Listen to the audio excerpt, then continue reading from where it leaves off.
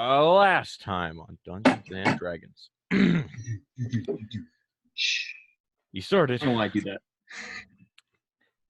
You started by negotiating amongst the other tribes in Skotua for a bit of a bit of an advantage in the competition. Sweetie, for one, negotiated with the Yanti to take out the Rising Sun Company early and gain an upper hand, as they, in his words, did not deserve this land.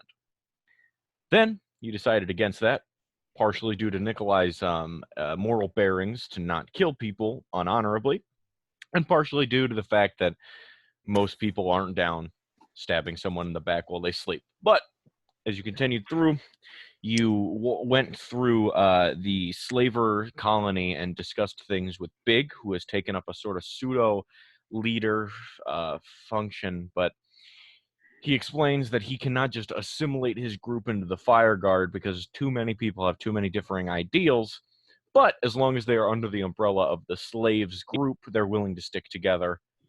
It's a very complicated ordeal due to the intense ideological differences amongst the slave as opposed to the other groups who chose to be together. And then you guys decided, after making a sort of pact with the Fire Guard and the slaves, to head to the feared panopticon. And once entered, those brainless lizard creatures attacked. And eventually you went up the guard tower in the middle and discovered a knight with a bit of a fixation on a large frog-like creature who immediately attacked you under his command. A large fight ensued. Nikolai fell down some stairs. Some people got help. I jumped down some stairs. Pushed a guy down some stairs.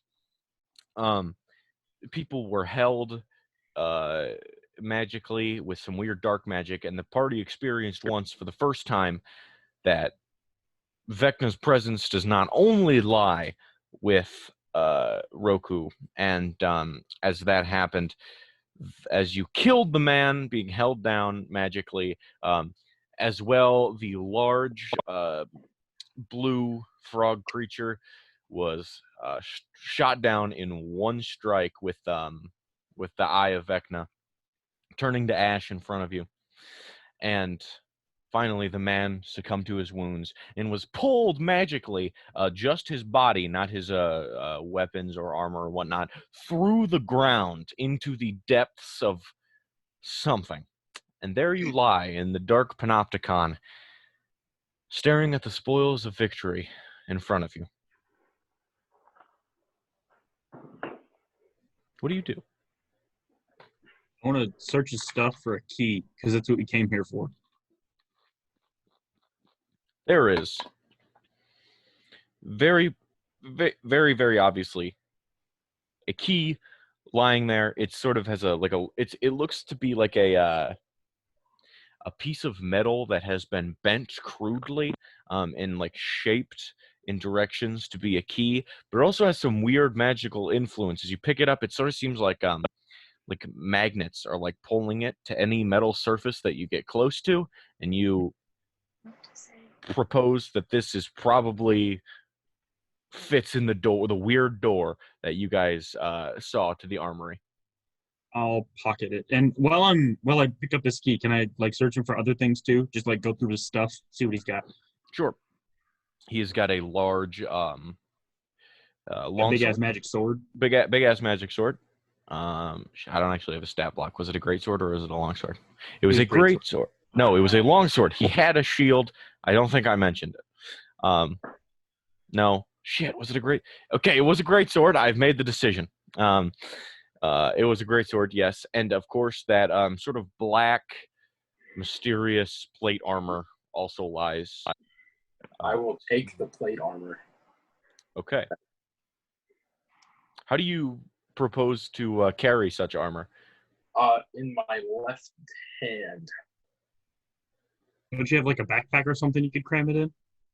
Not really. I got a small little pouch, but besides that, Is this gonna prove difficult with my 3 strength?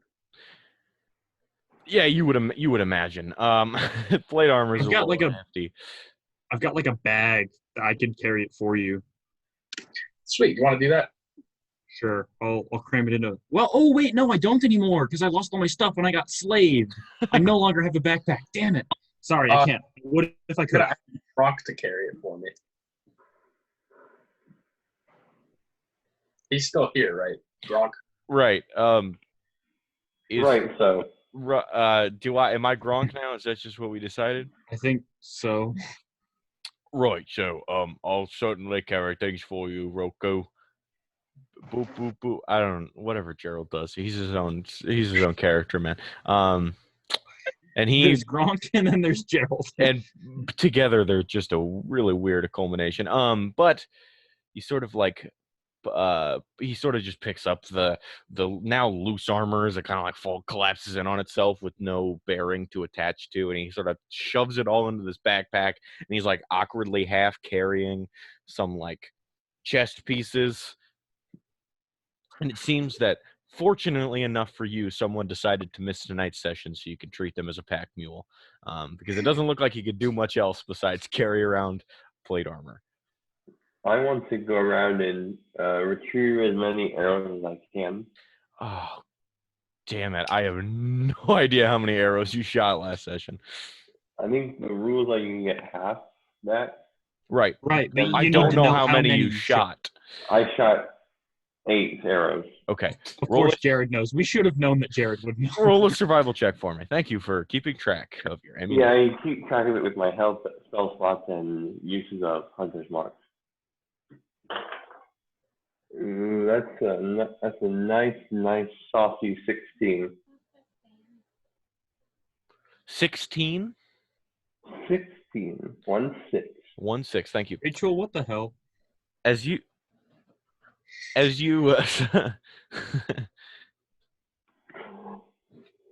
No, Tom. As you scavenge around the room, digging into the corpses of these weird lizard creatures, you manage to pull out 5 arrows from the wounded. As, if you recall, a very well-placed couple of shots. I believe it was either a killing blow or a natural 20 or something of the sorts. You sort of one like that like shot down his clean gullet. through. Yeah. I had a few killing blows. You had a few killing. When it comes to like cleaning up the squishies, Hogar is like all on Jared it. goes ham. Yeah. And I don't even have sniper yet. Or sharpshooter. Dear God, that's plus 10 to that damage is going to be fantastic. Unearthed Arcana Ranger. No, that's just the 300 mark there. Is anyone taking that sword? Would you like to take the sword? I kind of would like to take the sword. That okay. As a heavy weapon, you yes, have disadvantage. You would have disadvantage with the attacks due to it being a great sword, and you are 2 feet tall. Okay. Is that the okay? Because I'm proficient with like all the weapons, so I didn't know if that was... heavy weapons. If you're a small creature, oh shit! You're small, right? You count as small. Halflings are small. Okay, cool. Yeah. Dwarves are the one that should be but aren't. Yeah, they're the gray area where they could. Like, my dwarf's like the size of my girlfriend, so like, you know, it's like they're sort of like kinda human.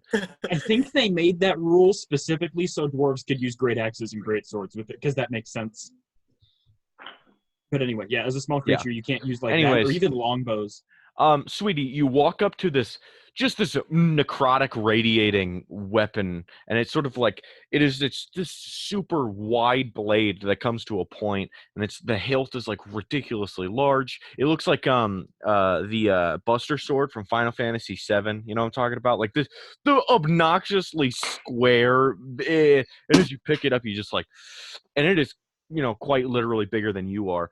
You like awkwardly like position it, and you feel like you again could certainly try to use this, but you would have disadvantage on those rolls due to your just stature. I wanna look over at Sweetie and at the sword in his hand, and then over to Roku, and like I'm not gonna say anything, but my intention is clear. Like that's a man's weapon. I think it'd be funny to watch him try and use it in combat.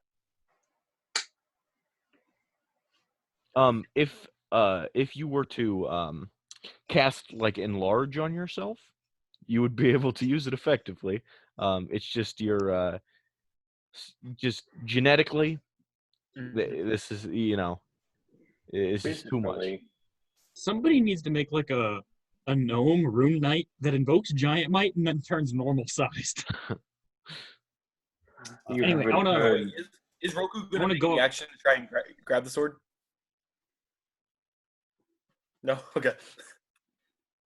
I want to go upstairs and look more thoroughly in that room that I was in at the top of the panopticon, just to see if there's anything that I didn't notice when I was yeeting myself down a tower. Do you want me to eat this?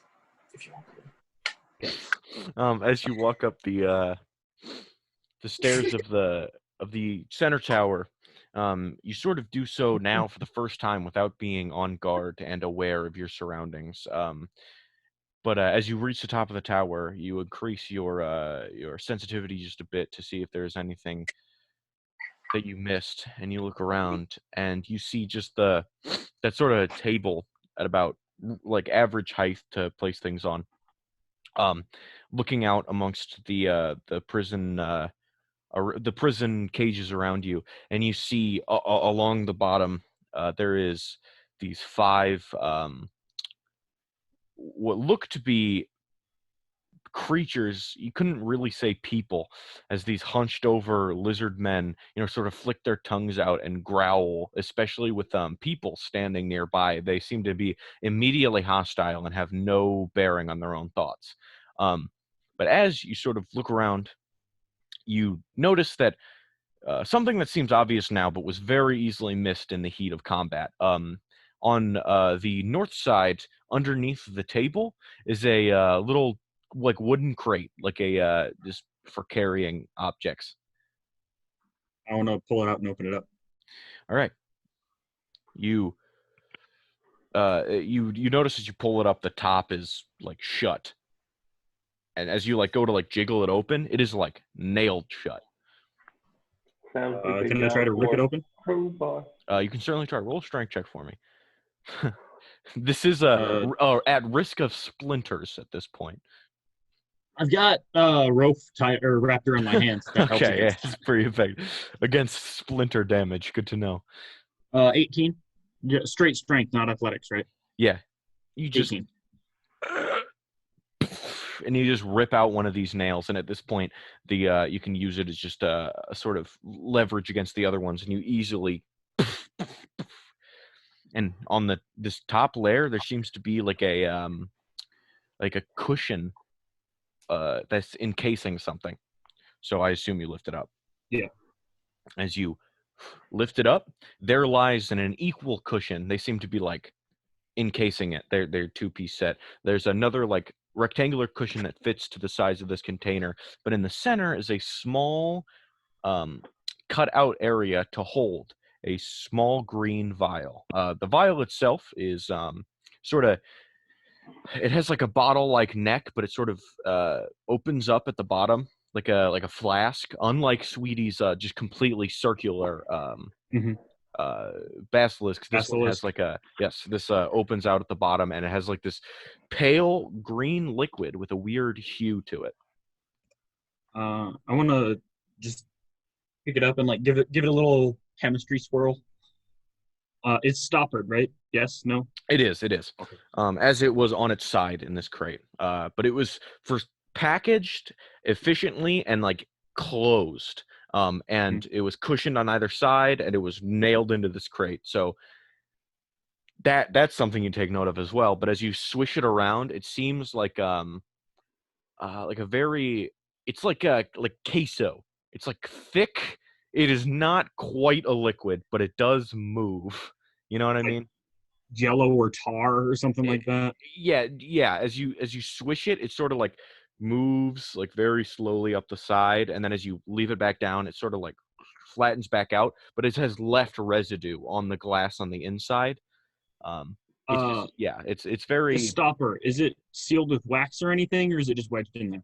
It is wedged in, as well as it has this sort of like ring around the top. That's like, it's basically like, it's a seal that you like break when you first open it. So I can't open it and then close it again? No. Okay. In that case, I'm just gonna. Do I have pockets? Presumably so. Okay. Even In slaves. my prisoner garb. Yeah, even in Shawshank, Oh. they gave him pockets.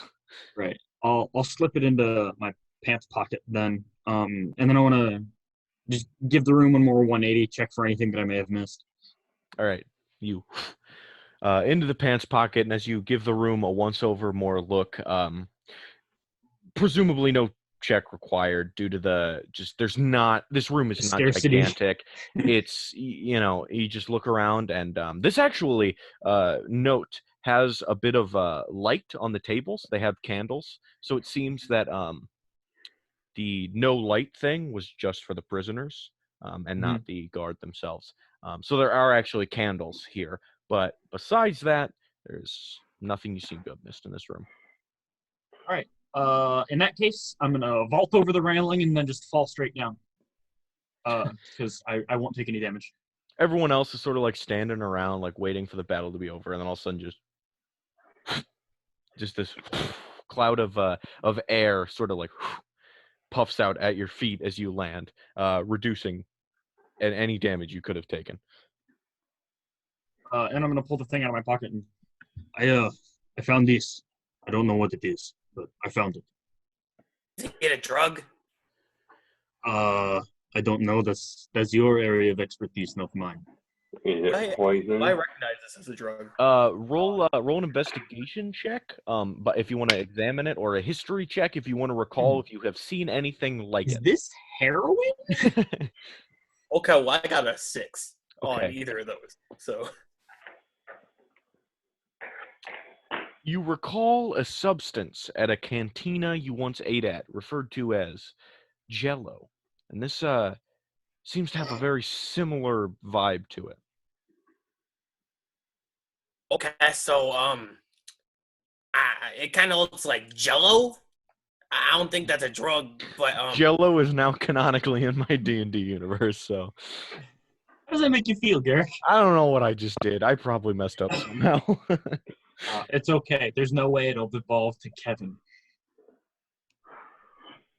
Yeah, there's not a Kevin here. Never mind. Let's keep going. I want to turn around to the group and can any of you detect magical auras or anything of that sort? Oh, I can do that, but I was waiting to do it when we got into the storage room. Okay, sounds good. I'm just gonna slide it back into my pocket, next to the key. I'm keeping them in the same pocket, even though that would really bother me. Well, I think that's everything. We could probably leave now. Should we go get big, or should we just go straight to the armory? That's a good question. Should we get big before we go to the armory? Yes. Well, that decides that. And they had a few Okay, words, well. but wise ones at that. So I think we're going to go to Big, and I assume Yeah, he'll be in let's that go to same Big. town in that? Go see Mr. Big. Go to Big the cat. Mr. Big. I'm glad Jared got my throwaway joke, who became a recurring character. There's a Sonic character named Big. He is a cat. I panicked one day when I realized I didn't have a name for him. So I went, Sonic! And then now he's like a person. So anyways. You can tell you guys ask for names that I don't plan for anytime they have a non-Star Wars names like Kevin or Crabman Dave. Good old Crabman Dave. We should get him there too. Anyways. As you walk out of this panopticon, for the first time, you finally realize that you can breathe now. It there was a fine layer of mildew and dust in the air that just made breathing so heavy, like it was humid in there. But now, for the first time, you take a deep breath of this nice spring air, and you're feeling a lot better now that you're not in the feared panopticon. As you step out into utter silence, and which is strange due to the amount of chaos you just had on the inside. But the land of Skotua is currently barren of people, from what you can see. It seems everyone is like hiding out. A stark contrast from what you saw several days ago when Sevni ruled here and people were marching up and down the streets. And you just take it all in and start to walk towards the city, correct? Yes. All right. As you pass by the sort of the main staple in the town, which was the former manor of Sevni, the Unbreaking Chain, once was a large house with columns lining the front. It now lies in ruin in a pile of dust and ashes, and some columns have survived and some lay in the front as a reminder of what it used to be. There are very, very particularly 4 people of various sizes and statures digging through the ruins of this former slave keeper's home. As you get closer, you sort of examine the man you know as Dante from the town square several days ago. He's that human you guys talked to, but he's also followed by a large, muscular dragonborn, a very small sort of sweetie if he was regular person looking man as well, even down to sweetie. He wears a monocle over his left eye, and also a sort of tall and lanky lizard folk. He's white and he's just very awkwardly shaped. Not like the sturdier lizard folk you've seen before. But anyways, you see all of them very openly, not secretly at all, digging through the wreckage of Sevni's former manor for some sort of something. They are definitely just like looking through these ashes. Does it appear to be for something specific or just general looting? It seems they have no sort of determination on them. They are just kind of digging through the wastes. Looking for stuff. Looking for stuff. I will pay them no mind and just keep walking. No, I didn't even look at them. All right. As they walk past, or as you guys walk past, sorry, they sort of eventually perk up and look at you. And as you sort of shift around the old foundation of the building, Dante, the leader, sort of speaks up and goes, "Hey, you aren't going to walk past here without saying hello, are you?" You'll look. And then keep walking. Like, I don't even turn to look at him. I just say hello and keep walking. Sorry. We just have places to be, but good morning. Did you guys take a long rest and then go to the Panopticon? Or is this still the night before? Yeah. Okay, good. So it is the morning of the day before. No, we didn't, because I still had my key point spent from when I super jumped on top of the boat, so it's not morning. Okay. So it is, that's what I thought. But Ava said good morning, and I was like, oh shit, I must have forgotten. Yeah, it is actually pitch black outside. So and good morning anyway. As you say good morning, you are technically correct. He goes, "Did you come from that building over there? I've heard it has quite the reputation around here. You should be careful not to hurt yourselves. We wouldn't want you getting hurt before our little trial starts." And he specifically looks at you, sweetie.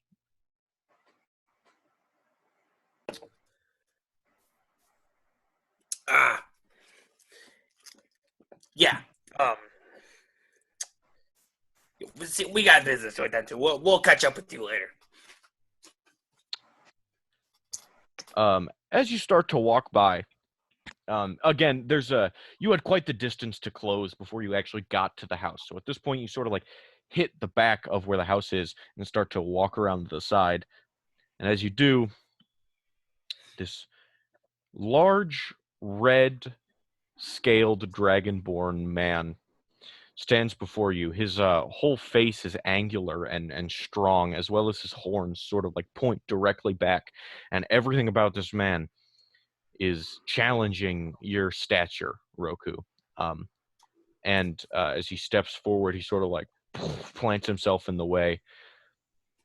He goes, "You're not going anywhere before we talk to you guys." Is he in my face? Oh, specifically your face. I want to like meet him, and I want my eye to flash right in his face. Dante, this is the one. And he nods to you. Oh, you, half-orc, sir, could you, and he like sort of gestures for you to turn towards him as he's off to your left. I turn towards him and see what he has to say. Wow. And he eyes you in a very specific couple of locations, your left eye and your left hand, as is expected at this point. A fact you've almost gotten used to at this point. And he goes, "So, those are the hand and the eye, right? What Stephanie was looking for? That's right.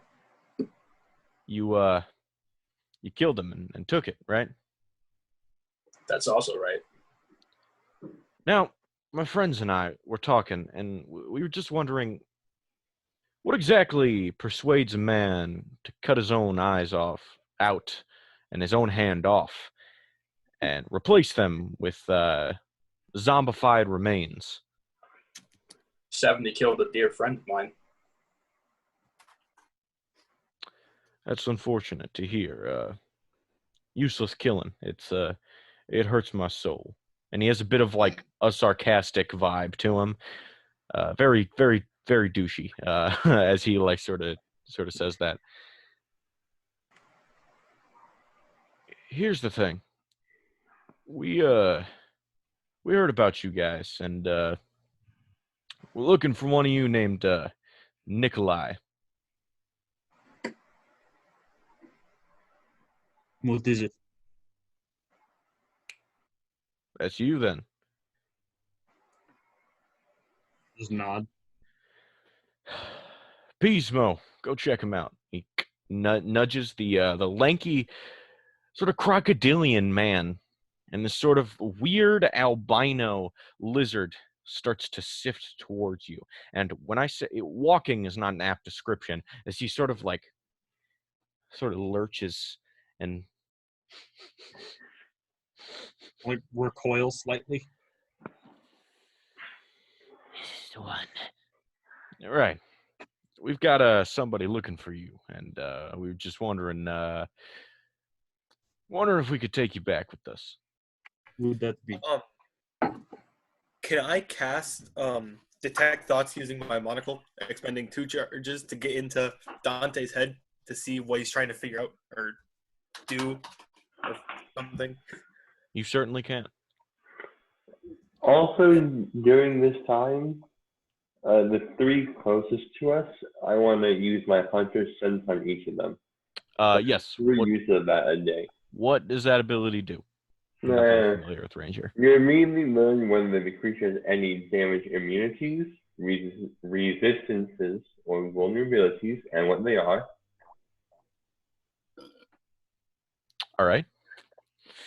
The Dragonborn, the Lizard Folk, and Dante are both like all 3 in your general vicinity. Specifically, the Lizard Folk and the Dragonborn being like in your face, whereas the halfling fellow with the monocle in the back is sort of continuously sifting through the wreckage, paying no mind to you guys' existence. As you do, you note specifically that this Dragonborn sets off your radar. But as you glance him over, you realize that he right now does not have any resistances or immunities or whatever, but like he still sets your alarm off anyways. Like, and this is, you are just as confused, which is why I'm going to tell you this. He has no resistances, yet he must have some resistances. Next. What the fuck? You look over. That is exactly what your hunter's brain tells you, and you just get sort of curious. I think I understand. The lizard folk as well, sort of as he breathes outward, you can you sort of smell him, and even though Grunk is the one with the good nose of the bunch, you can recognize a foul stench when you know it. Again, this is not you, Jared. This is Hogar. But as he does so, you recognize the scent of poison in his throat, and you guess that due to his internal structure having some sort of poison, you'd assume he was somewhat immune to it, or at least resistant. I don't know. I will have to look later. My bad. I will.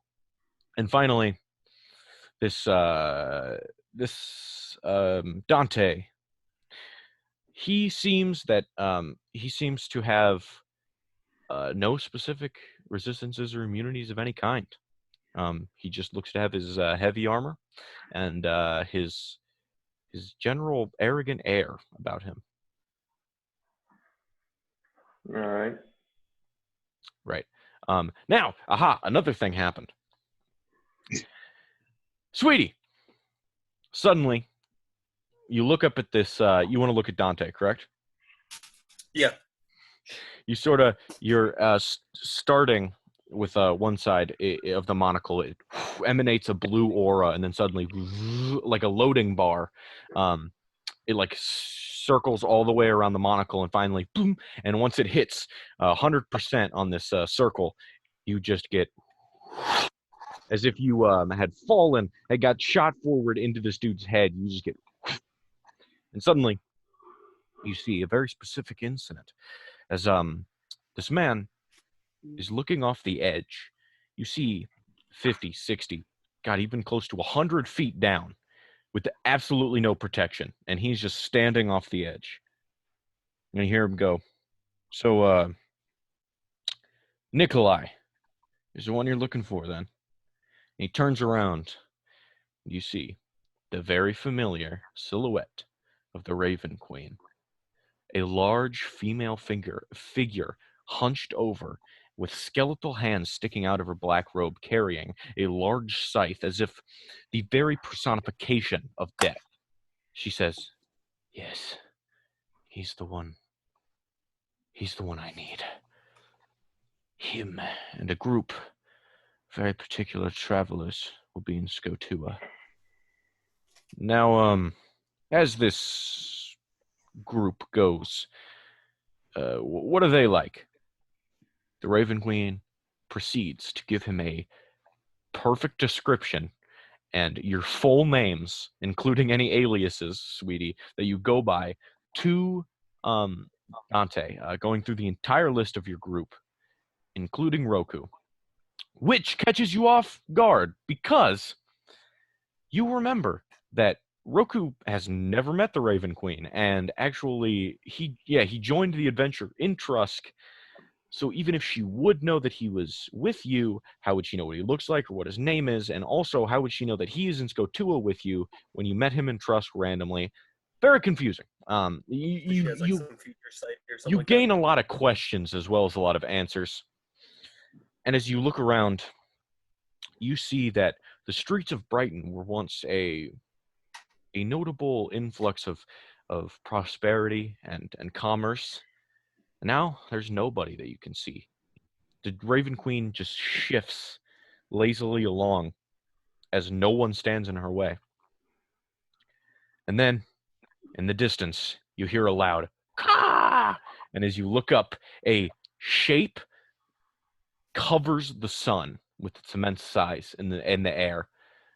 And you can feel Dante get a little, like, what the hell is that thing? And with that, you flash back to reality, having gained the knowledge that the Raven Queen is the one doing this, and that being, and even with that, something I made you guys roll some history rolls last session. Something finally sets it off. You remember the Raven Queen telling you to bring Nikolai back, and you don't remember why, but she said she had some sort of business to attend to with him.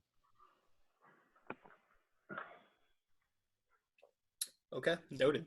Finally, Dante, having not noticed you just enter the deepest realms of his mind, he was in the most compromised position a man could be, and he had no idea, as you just sort of like, boop, boop, and then that is blue light super vanishes. invasive. Yeah. And he sort of looks down to all of you and looks at you specifically, sweetie. But you recognize on his face, he does not know what you just did. And he goes, anyways, once this whole thing is done, we would like to get you guys back to Brighton as soon as possible. At least you, Nikolai. Seems you're wanted. I have my own business to attend to. Well, let's just say the influence that this person who wants you reaches is far greater than anything you could attend. I'll give you some time to think it over, but you don't really have much to say. Looking for me? You'll see. I don't know if I should I'll give up my my boss's identity yet. He sort of, and with a single flick of his finger, his men sort of drop their guard and immediately walk back through the wreckage towards him. And he goes, as they start walking away, since I can use this ability now, I'm going to just look around at my friends and or group and just be like, just mentally, telepathically to them. So, apparently Dante's with the Raven Queen. I'm just going to kind of like sit there, kind of nodding my head. and as What does she want with me? I will ask out loud to Dante. One by one, you sort of like, but Nikolai priority.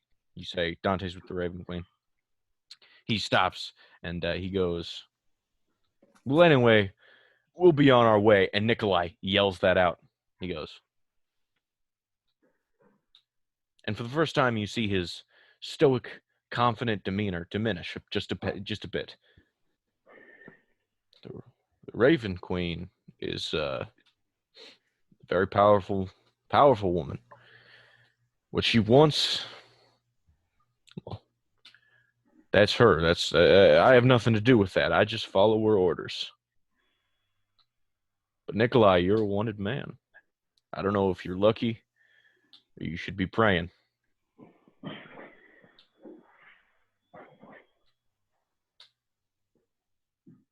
Anyways, did you guys leave anything when you burnt this place to the ground?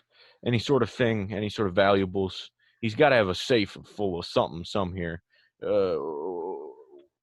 No, did you guys leave anything? And he sort of looks at all. Really look around too much. Look under the rubble in the back central portion. You can find the tunnel leading underground. There's weapons under there if you'd like. You guys can do some searching if you get this place. Will do. Thank you for showing yourselves. And Roku, you putting on the hand and the eye. She didn't expect that. And he just turns around and walks back into the rubble. Oh? You guys know what that was about. Who's the Raven Queen?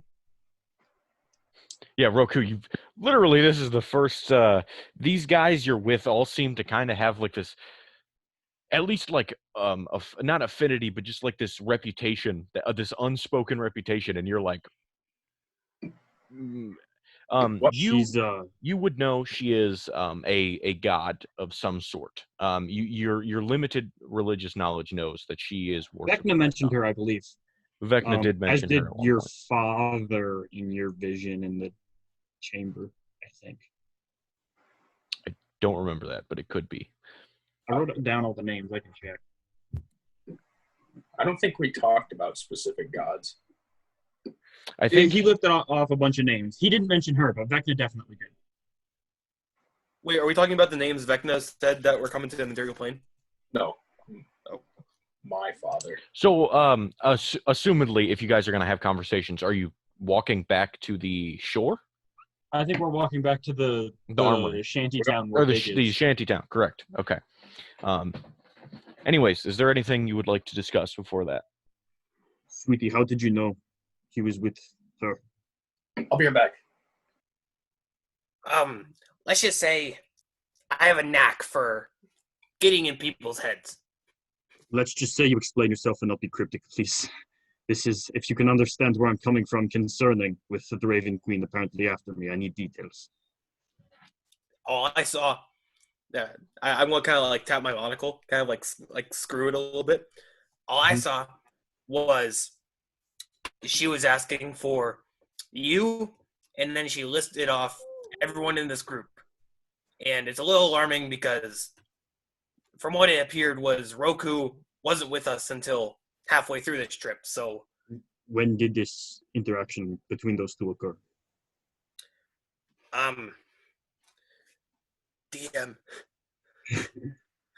How long ago did that interaction occur? I hate to be a prick, but do you have specific reaches to the date and times? Like that's what I was at. Like I don't think I know like date and time of that type of stuff. So I wouldn't like. I could be wrong on this one, but due to the fact you just replayed a man's memories like a movie, you don't know the exact date and time this conversation took place. It had to be before we set off too far, and like right after she was summoned to the plane. And you mentioned at one point earlier in our travels that you had an incident with her, yes? Yeah, we were there when she was summoned. This girl had to basically kill herself in order for I know the rights. this. Yeah. Yes, you do. Well, I don't know what she wants with me. I mean, I did sort of. I was involved in the attempted assassination of one of her followers, but I doubt that really. I don't see how that merits personal invitation. Certainly not sending bounty hunters after me. This is not good.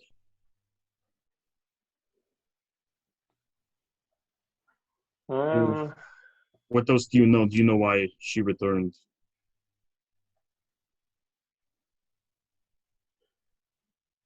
Sorry, what?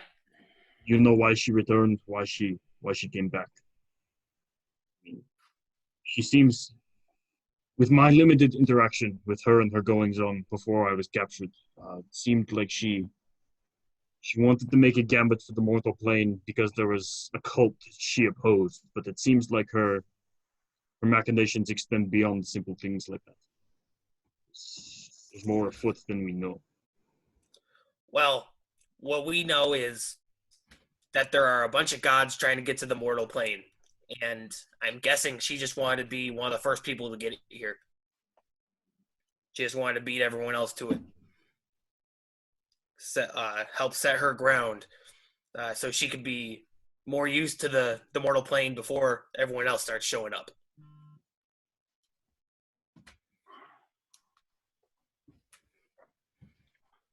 You think we should go back? See what she wants? I think we should stay far away.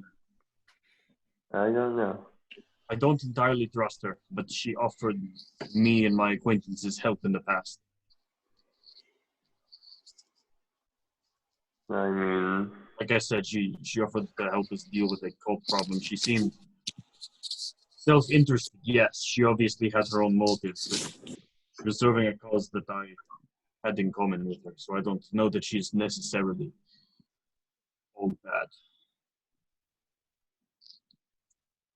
Oh, would you look at that? We're here, Big's house. Yes. Having banded I gotta think about how to spell a word. Give me a sec here. Okay. Having stood in this shack row before, you know the direct location of the home of Big, but at this time of night, it seems that any sort of light and bustle that was through the windows is sort of dimmed down due to the fact it's now around 2 or 3 in the morning, you assume, and you sort of like walk up to the door of the house that they all seem to be staying in for protection. What do you do? Do you knock?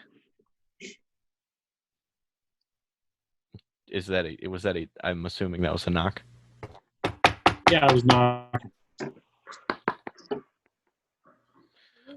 Huh? What are you doing? Wait, Big, open.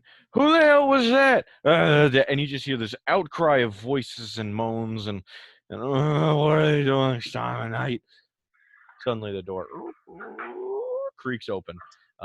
The 6-foot-tall black cat man with one arm stands in front of you and goes, What are you doing? I just hold up the key. Oh. Big, get your men. We're going to go get your stuff. What time is it? Do you guys ever sleep? No. We are a busy bunch. Anyway, that's not the point. If you want your weapons, now's the time. Otherwise, I could just give this to you and you could get it whenever you please. Wait, Nikolai, wouldn't your stuff be in there? Garrett, when I got kidnapped, I just erased all of the things that were in my inventory because that's what you told me to do. Okay. So I don't know what I had. That is my bad, but you would presume that yes, anything you had in there. I honestly think like my clothes, so like to change out of my prisoner garb that I am currently wearing, and then my stick. Like that's about it. That is what I was thinking of. Well, would my companion's equipment be there as well? You do not know.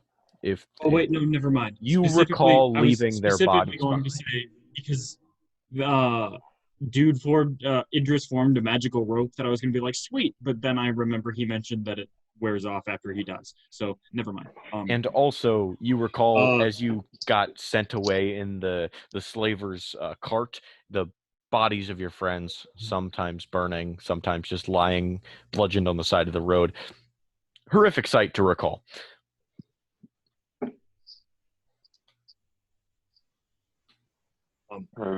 Anyway, come back in the morning. I'm going now to retrieve my things.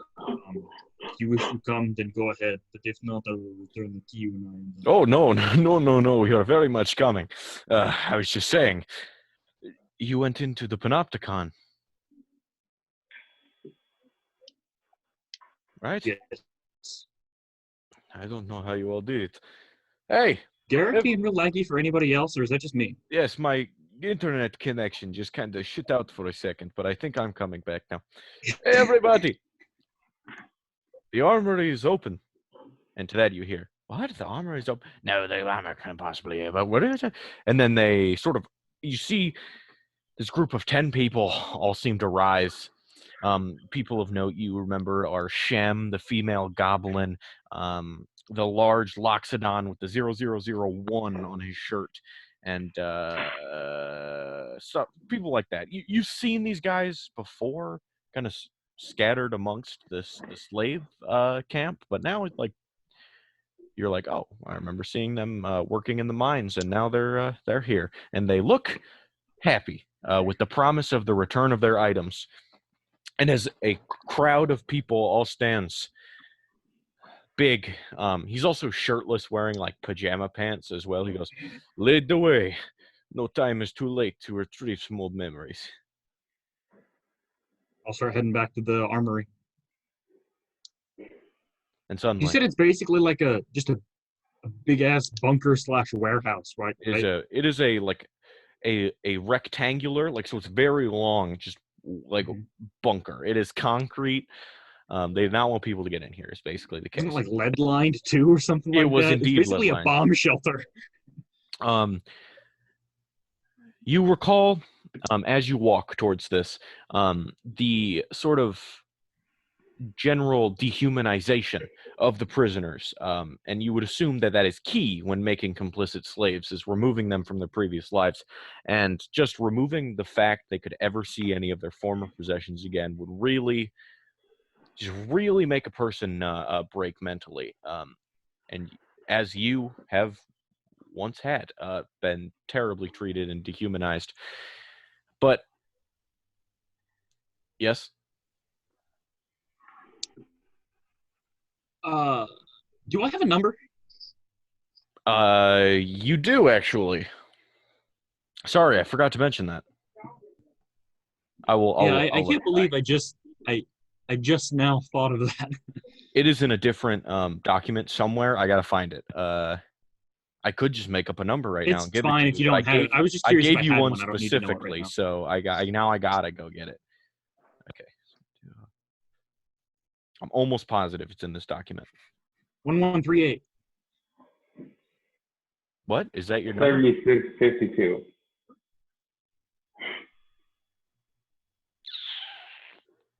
8753. I fucking had a number specifically. 8753 is the number on your chest. So is there another 7,000 slaves here we can talk to? You have not seen anywhere in the number of 7,000 slaves. But yes. I mean, if we've seen a 1 and now he's 7, 8, whatever. 8753. Is that significant in any way, or is it a random amalgamation of numbers that Garrett came up with one day? It is. So you would get a sort of general vibe on how many slaves there were, like given numbers to. Since you've been here for 2 months, so there could have been more. Cool. You don't know how many. Basically, point is you're relatively new. 8753 is new. As you continue, when we get there, I'm gonna. You walk up and you get this weird, just looks like metal rebar that has been just bent up and like spiked in some places, and then it like has that big old loop on it, as if to like fit into like a belt or something, or a key ring. And as you're walking, I totally forgot a thing. As you're walking, Gronk walks next to you, Roku, and goes, right, so I was looking at this armor here, and he holds up this armor, and it isn't, while it is your average black plate mail, it does hold a pink crystal embedded in his chest. He goes, do you know what that's for? Can I inspect it? You certainly can. Roll an investigation check. 13. You are not a gem trader of any variety, but you can tell that this gem is worth an exorbitant amount of money. Whatever, well, I shouldn't say that.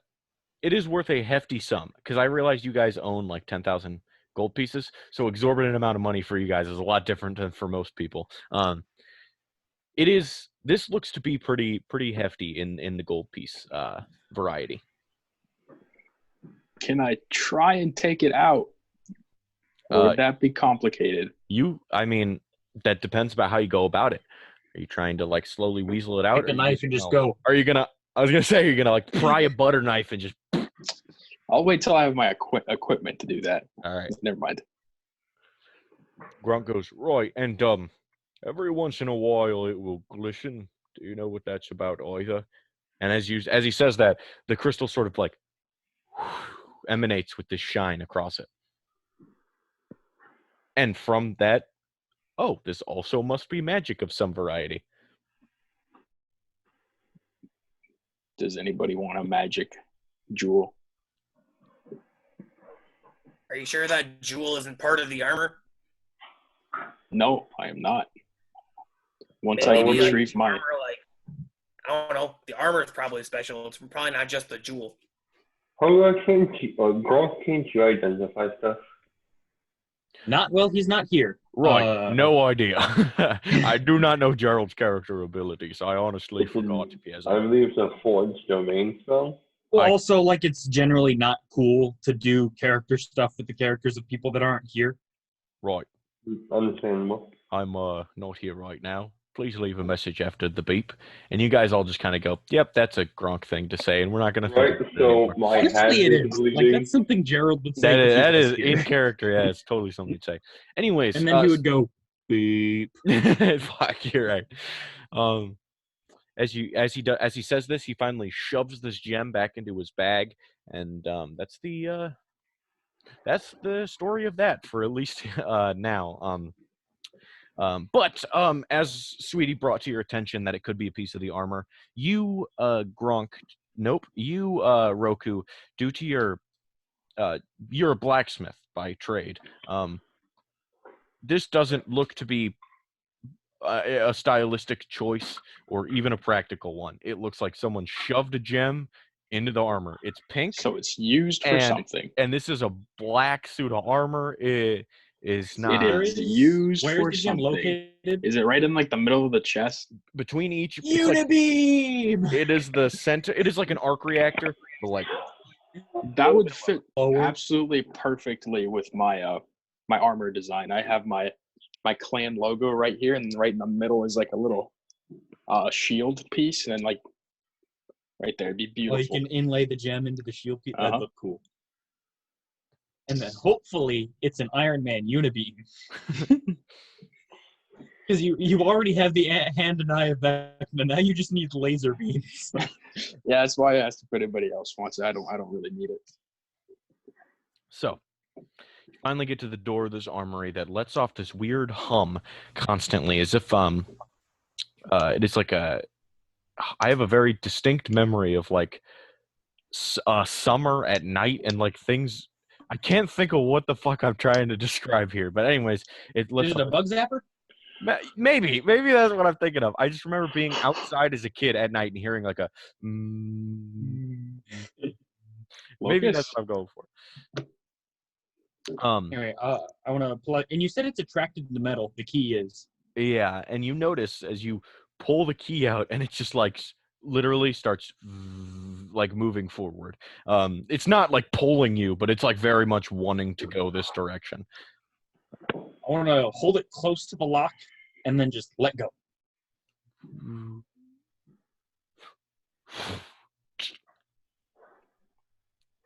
And suddenly, on the other side of the door, like it sticks in, it turns, but like the door doesn't open. And as if you recall, there's just a lock and no like doorknobs.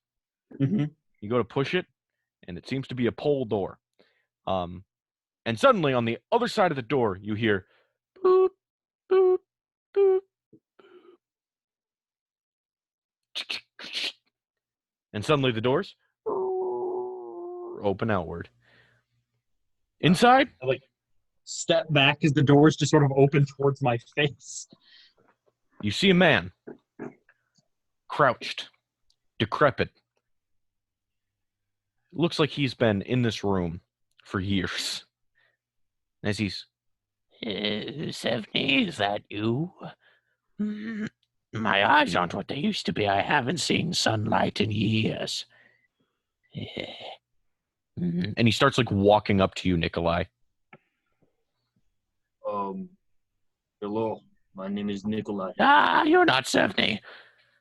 Oh no, I must close the doors. And he starts like, he walks with a hunched back and a limp, and he starts like running back to the armory. As soon as he starts moving away, I want to try to grab at him to keep him from You going just grab on, and you notice this like large hump on his back has like protruded his clothes upward, and you just grab onto the top of it.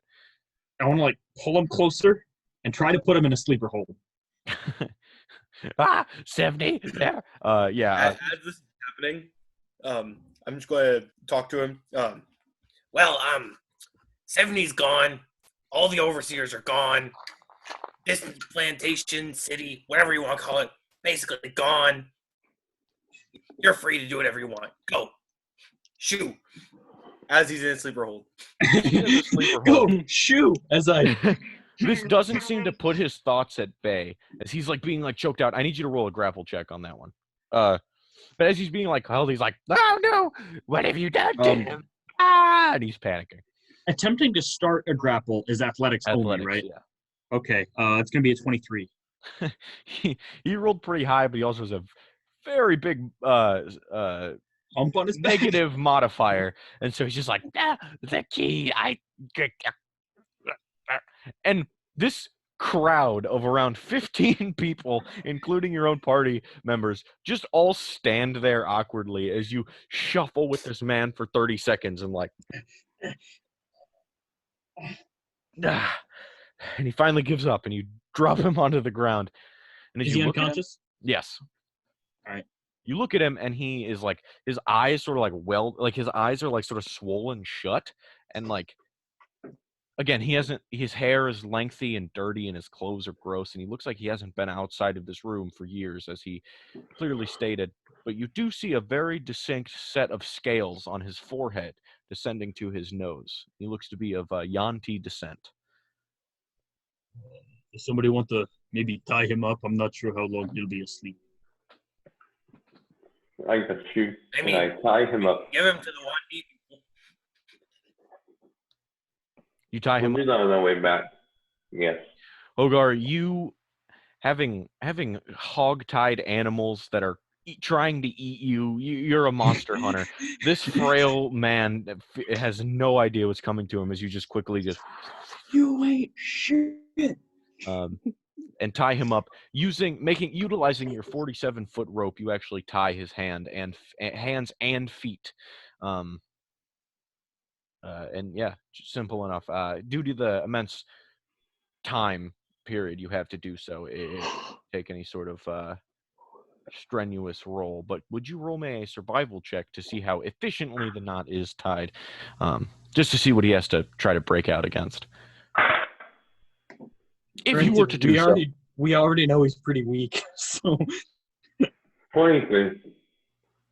I thought you said 43. 23. It's not that high yet. You said 43, and the problem was I was like, okay, 43, and then I was like, wait a minute, I'm used to Jared rolls, especially when it's like survival or perception with Hogar. It's just like 28, and I'm like, oh yeah, that's normal. Anyways, you look in front of you and you see a large lead-lined warehouse. There are just people's belongings stacked into relative piles. There's about a waist-high table on set into the wall, similar to the one you saw on the panopticon. You assume whoever built the panopticon also helped build the warehouse in some way, and he really liked waist-high tables. And as he does so, you notice people's like. It's like it'll be like a little stack of a shirt or like pants or something of that sort, any weapons, and then like gold on top. And it's like that. There's like a little coin purse on top of the sword, on top of clothes for like all around this entirety of this room. All of this is true, except for in the back, there is a very familiar wall hanging. Nikolai, it looks very similar to the room you were kept in, as it is has holding whips, with those barbed whips off the side, as well as that overseer armor, the sets of them there, and a very, very familiar looking wooden crate. There are about 10 of them on the floor. First thing I want to do is try to find my clothes and staff. All right. Are they like organized by number or anything like that? Literally, you just see stacks. And eventually, it became too many people, so they just sort of like threw them on the floor. Started stacking people's stuff on top of other people's stuff. So I need you to roll either an investigation or perception to try to find your clothing items. But as this door is opened, all the slaves sort of like look marvelously and like step inside past you, like having absolutely no regard for what you guys are doing. They see remnants of their old livelihoods that they immediately start panning through. You see they split up into random parts of this warehouse and they start laughing. And all of a sudden, Big holds up this shirt and it has two two very distinct long sleeves, and he goes, "Look, I had two arms back then. Oh my god!" And he's going through his stuff, and it seems these whoever's left here is like trying to find their items as well. What did you roll for that check? 12. Okay. And that's with a +6 mod. You walk through, and you're shoving people's stuff to the side. And just as you're ready to give up, somebody goes, "Oops!" And you hear as if like a broom clattering on the cement floor, like a ting ting chung chung chung. Your former staff rolls over to you on the floor. I'm gonna walk over and like do the cool thing you do where you don't feel like bending over, you just kick it up with your foot. It's like a gray metal with runes similar to my tattoos all over it. Yeah, this is very distinctly like Nikolai's staff due to the magic inlay, the runic magic that seems to just sort of inlay into this, and him himself being of such descent. And then I want to like look over towards the direction from which it rolled. To get specifically shoes. I would like shoes again. Actually, you look over and you see a human. He's got like a very, very thin layer of white hair up on top. Like just little like points everywhere. It seems to be like he's very close to bald, but will not accept it. He's easily the oldest person you've seen, and this is strange to you due to the sort of expendability that slaves are treated with. To see such an old man. Excuse me, sir. Where did you? Yes, I think you accidentally knocked it over. Where was it? Huh? Who? This Oh, you're one of us. Oh, okay. My apologies, sir. And you see he's got the sort of like the lines here that make him look kind of like a puppet. He's got the like crow's feet and the under. And this dude is the most like war-torn, like shriveled up old dude you've ever seen in your life. Like he's gone through some shit, and he's got 0-100 on his patch. And he goes, "Oh, my apologies. I did not mean to knock over such an item, but here, I think this is yours." And he points to a pile of very familiar traditional monk robes and shoes specifically. And I don't have everything written down, but you did send an email. I could have checked, but I did not think of that until now. It's clothes, shoes, a backpack. Yep. All the luxuries of life. Yeah, I think it's fine. Yeah. I'm just gonna gather my things, stuff the clothes in the backpack. I'll change later. And right now, my feet are just wrapped in like tape, like kickboxer's tape. I'm just gonna slide my boots on over that. And they're the ninja shoes with the split between the toes, and they're super comfortable. Dope. When we walk in, I'm going to cast Detect Magic and look around the place. All right. You see, actually, there are remnants of items in here that like nobody's like claiming that are like glowing a faint magical hue. You see magical trinkets littered amongst, and you assume these are people's, whatever objects they had, either good luck charms all the way up to magic potions. But in the back, With my pocket glowing. The pocket is glowing, and it has a very, very similar shape and hue to the 9 other crates glowing in the back. What school of magic is the potion? Oh yeah, what? Transmutation. Oh boy, that could be dangerous. Anybody have an imp they want to feed it to? Yeah, it could be dangerous. That's a terrible idea. That would be irresponsible. Yeah. I mean, Sweetie's kind of like the pet of the group. Sweetie's basically an imp of some sort, right? Sweetie, I know you can drugs and all, but this you might not want to drink. I turn into like a big ass poison dragon. Is that what this is? Is there like a spare dagger or something. I don't want to keep it, just that I could pick up to use to pry open those crates. Oh, for sure. There is almost every manner of weapon hidden around this room in some, All right, some I'm just form or gonna another. find a big knife, slide it under the crates, and then just give it a little. You I find walk like, over to the machete. crate with my crowbar. You walk over there with this machete, slide it under a crate, and look over as Hogar is literally holding a tool made for this sort of thing, and you break the machete in half, but the crate pops open a little bit. Maybe you do the next one. Yes. As you open the crate, you recognize a familiar cloth inlay protecting some contents of the package, and as you pick it up, a very similar bottle, green hue, tilted on its side, laying in this crate.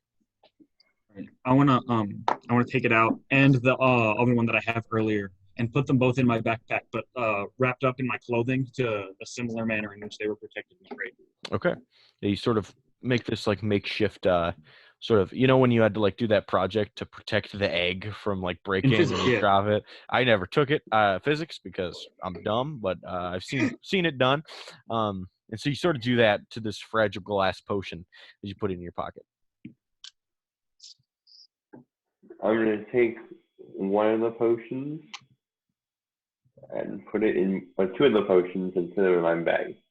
All right. With amazing ease, you shove the crowbar into this box and just manage to rip it open due to your proficiency with such a tool. And you rip open two more, and they seem, again, very similar box and cloth shape, all holding this same glass bottles. I also want to wrap them in the cloth as much as I can before I put them in my bag. Okay. It sort of is like this spongy, pillowy material. So you like sort of just like squish it, and it still it has the same like effect, and then you like shove it in your bag easily. They're a bit like, you don't know how, there are space fillers. Like you don't know how many you're going to be able to shove in here. So two, if you stop at two, that's perfect amount due to the space. Mm-hmm. And then, are there any? No, I don't have anything else actually. You said there's the wall. It's covered in like whips and stuff.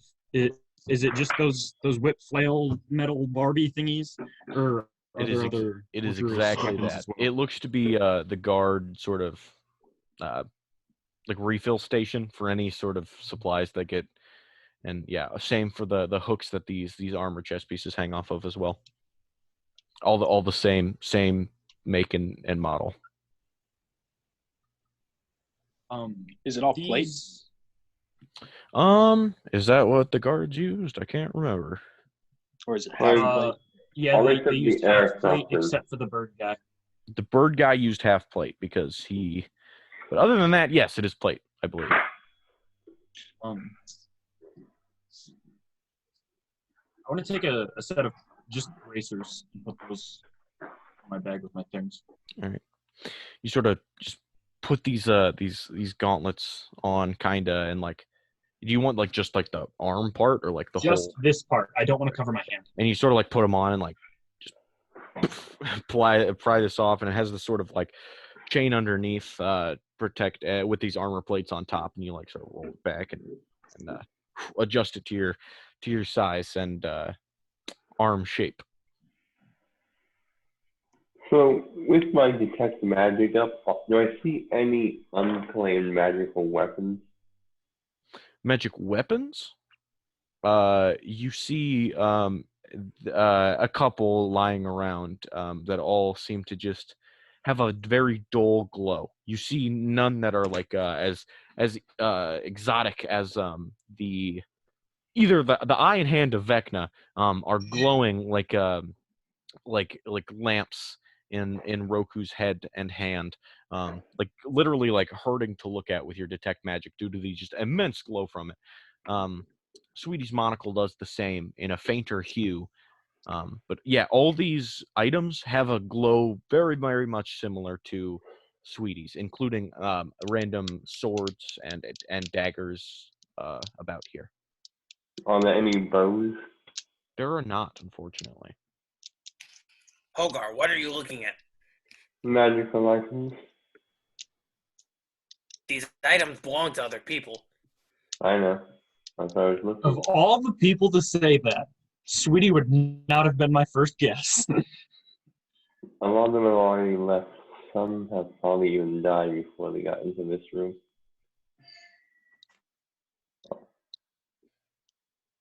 I wasn't planning on taking anything.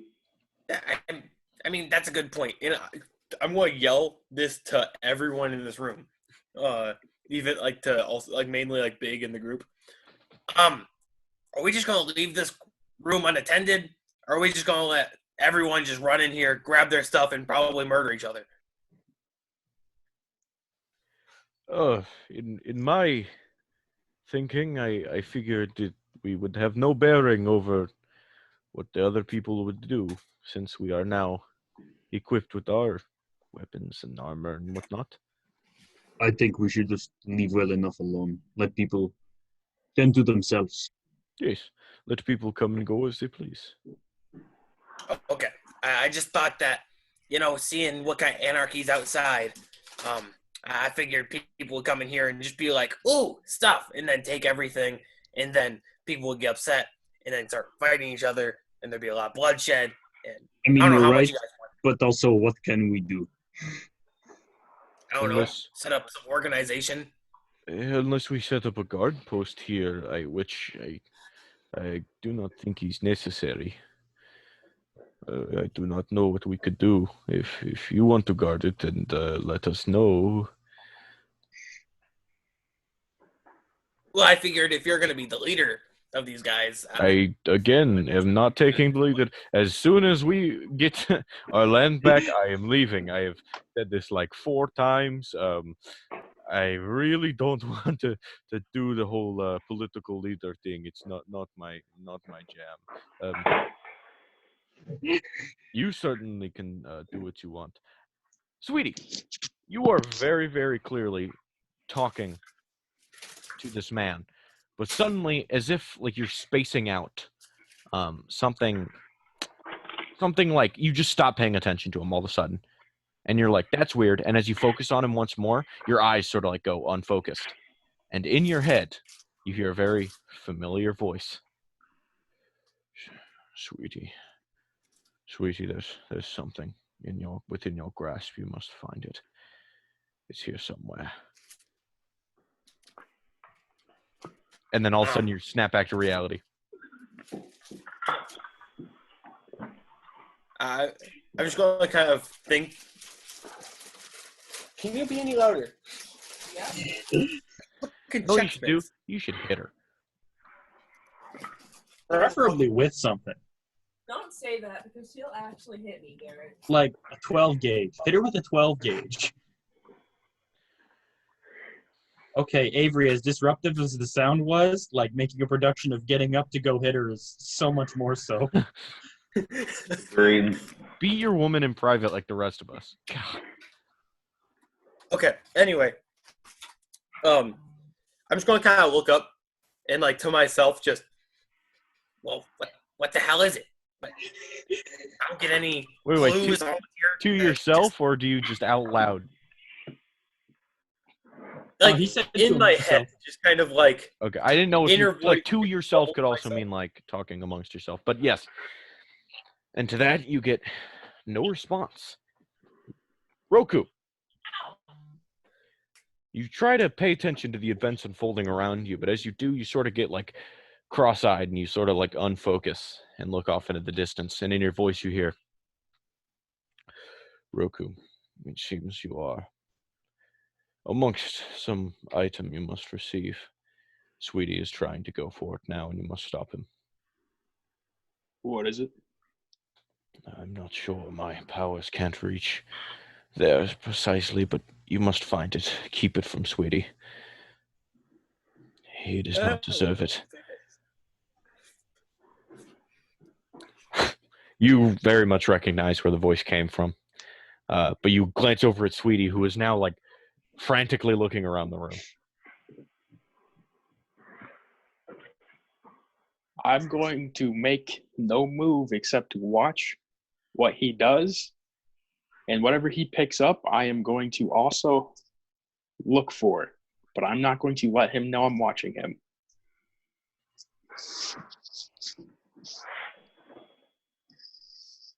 Okay. I'm going to turn to the group, and I have what I came for, so we should leave. Let these people retrieve what is theirs. Wait. I think something might be here. Not What? ours. What's Yeah. here? Keep the stuff. I'm I like don't know. staring him down. I am looking through his skull, burning You a hole literally in the do. back of his head. I don't know. And I'm gonna pull the religious dagger out of my pocket. I think this thing talked to me, and said there's something here I need to find.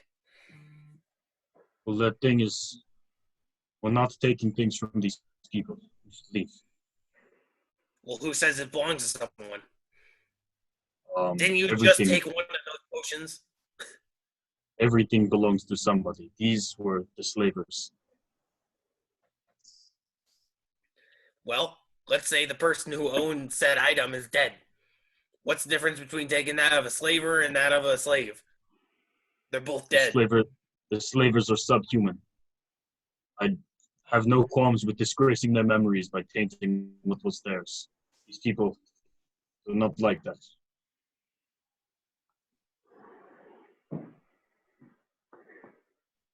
Got it. Fly's been bothering me for a while now. Where is Sweetie? Like, in relation to me? Are you, like, deep in the room? I'm like in the middle area, just kind of like. There's a lot of like middle area to stand in. Okay.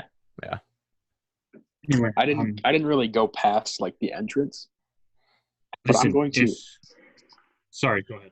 I'm going to get closer to Sweetie, but not too close to make him feel uncomfortable.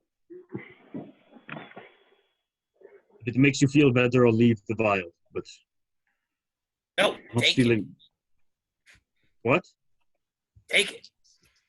I don't know. It might be useful. And let's leave. You guys can go. I'm gonna stick here for a little bit. I don't know. Just Sweetie, explain I believe yourself. that there's something here I need. So Vecna told you something is here. Yes. He said I have to go find something. Why are we at the whim of an evil god now? Well, How did Vecna speak to you? He said through the knife. He already said that. I thought you contact him through the knife. the knife has powers that allow me to ask him a few questions. And so Yeah, I'm you guessing asked he him a just- few questions. How did he? What? We all saw the dark magic, sweetie. What have you done? I just told him that I want to fight in this god war for him. And so I'm just kind You're of... working for Vecna now? Not for, just with. I want to fight in this god war for him. Those were your words. I want to fight in this war with a little bit of help from Vecna. Yes, that's Sweetie, what I did. We are not serving a dark god. We are not. I'm just getting assistance from him. Oh, Hey, boy. I mean, he lets me do this. And as I do that, I'm going to talk to all of them mentally. You Right, that's will one at a time talk to them mentally. Sweetie, I'm okay if you draw power from him. I shouldn't say okay, but there's I understand drawing power from him. But retrieving items because he wills you to do so. That's something else altogether. Oh, what if it's something powerful helping. that could help us fight in this war? What if it can stop the Raven Queen? I can stop the Raven Queen. We can stop the Raven Queen. She had a lot of burns.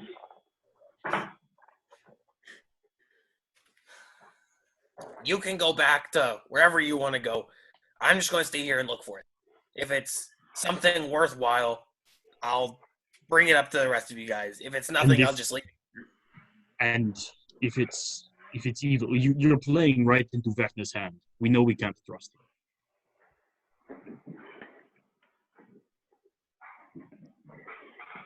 I'm gonna think to myself, but I know Vecna can hear me. I'm gonna go, what are you playing at, Vecna? There's merely an item that I would wish to procure, or at least wish one of my followers to procure. What is it? Is it in this room? Yes. It's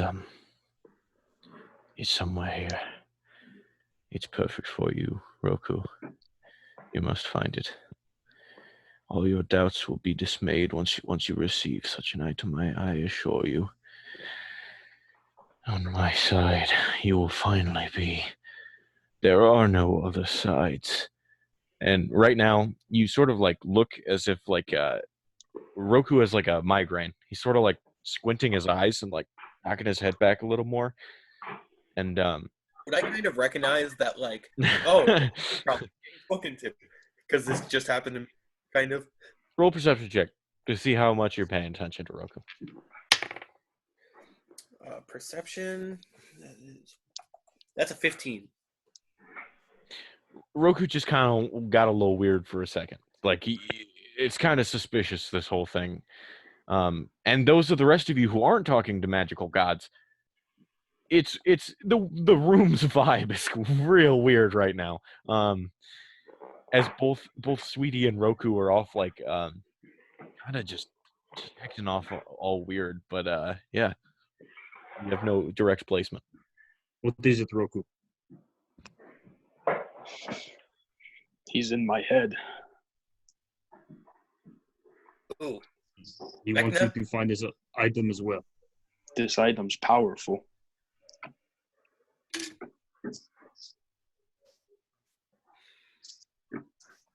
I wasn't rounding again with my magical eyesight. Besides the item, the potions, and the items that all of us are holding, what radiates the biggest energy?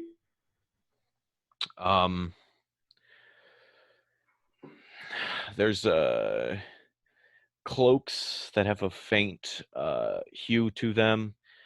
There are weapons that do. You don't know. You honestly, everything around here sort of has that. A lot of things around here have that glow, and you don't know how to determine which is which unless you were to take. I mean, we could just round them all up. You want me to do that?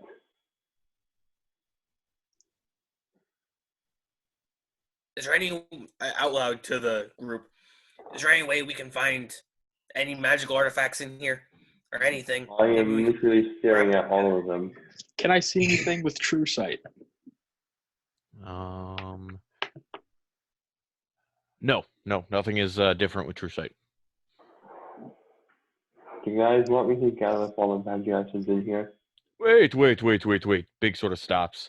And like as you look around, all the former slaves in this room are kind of like looking at you guys, and he goes, let's just leave the items where they are. No, this is sort of other people's possessions. Let's just leave them be now. They do not deserve to have their items ransacked after they have succumbed to such a fate. Kind of like a shaking off what Vecna said. I'm gonna go, yeah, I agree. All right. Fine. They're leaving then. And I as I say that, I look towards Sweetie. Sure. All right, let's go. Okay. And since I think I'm one of the deepest people inside the room, except maybe like. I thought we were all like within conversation distance now. Yeah, you guys are all kind of just staying amongst each other. Okay, I would like to leave, but be like in the back. I don't trust Sweetie. I'm keeping my eye on him. Usually, I was gonna say I'm gonna watch him usually leave. some sort of stealth check would be required or something of subtlety, but they not only would your party have reason to stare at you, they are most definitely doing so, not trusting you. So yeah, they kind of just stand there, like waiting for you to go first.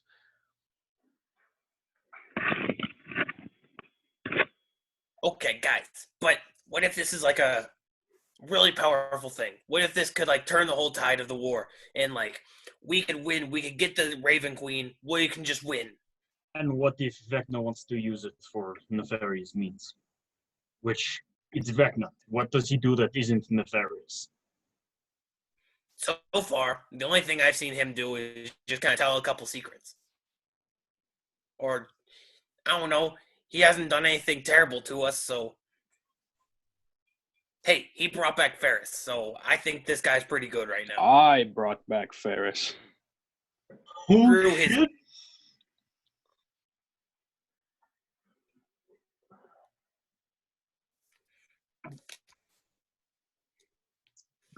Don't trust gods. None of them. Least of all, the god of evil secrets. Will not have it. You don't have to trust him. No, I'm at least but curious. I have to trust you. Look, I'm not gonna. If it's something dumb or if it's something way too powerful, we'll leave it here. Give it to someone else. I don't know. We should at It least isn't find it and ours. see what, in case we have to keep it away from him. But what gives us the authority to decide what happens to this magic? Why? I don't know. Because other than the fact that you have been contacted by an evil deity, what gives us authority over this magic? Over these people's possessions?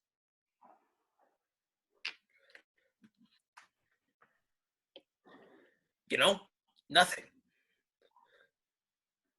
We will be leaving.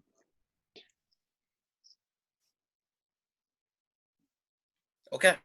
Have fun leaving. I said we. Yeah, you guys can go. I'm going to turn around and walk back in the room and just look for I'm going to stuff. put my hand on his shoulder. I'm gonna kind of swipe it and say, I'll stay with him.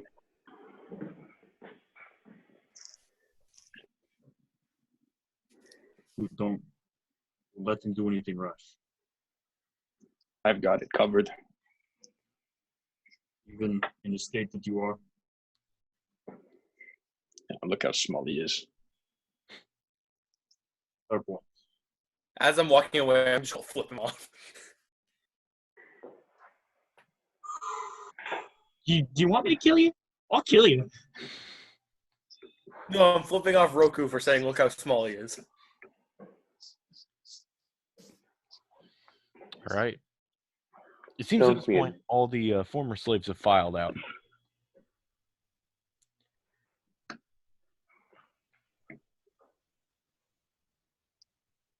Roku, you watch him. I'll be waiting outside.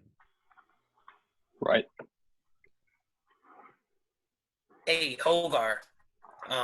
Since you can kind of like see the items, you don't mind helping us, do you? We're all right. Just you and I. You got this.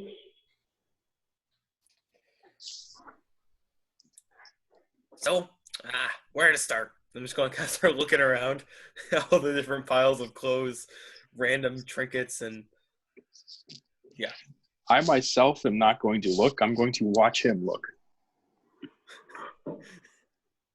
And then you know how when he casted his dark magic and the eye and hand like pulled me towards it and like, you know what I'm saying?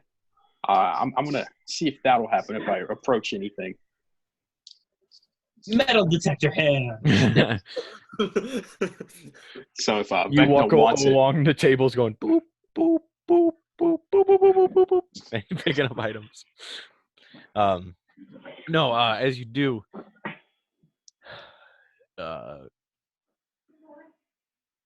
you hear a voice in your head. Both of you. At the same time, this sort of weird mental thing hits you both, and it feels like radio feedback in your mind. It's like that. And you're like, ugh. And you hear, all right. Good. You're sticking around. I can help you find this item, but I need a bit more connection into this realm. Sweetie, take the dagger out of your pocket. Shink. What are you doing? And as you both look at each other and like weirdly, like Roku, you heard his voice in your head as well, and you heard him talk to Sweetie. Like you guys have this like recognition of one another. Like you both just heard that. Wait. Can you hear him too? I'm not gonna respond. I'm not telling them.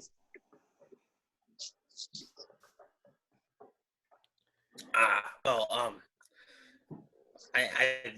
I think this dagger might be able to help in a sense.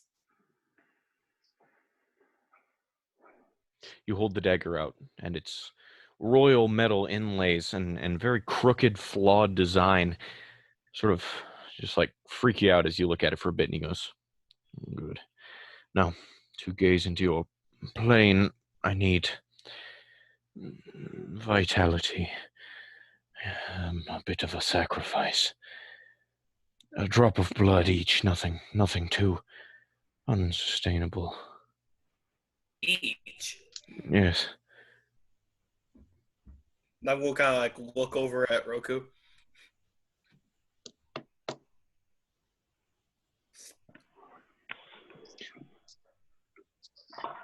What do you gain from this? Do you look through my eye? No, I can always look through your eye. I need glimpses into the realm beyond If I do you this favor, you do me a favor. What is it? Get out of my head. We'll have to see about that, won't we? Now, a drop of blood. I'm requiring this of you both. This is non-negotiable.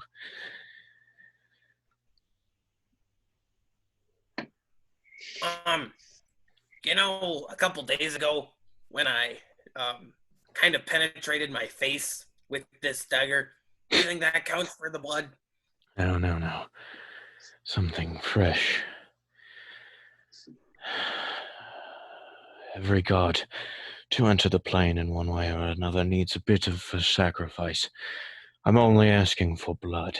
I'm being very, very patient with you folks, so please. Are you trying to enter this plane or just have Take a little stronger glance connection? into the room beyond what you can see.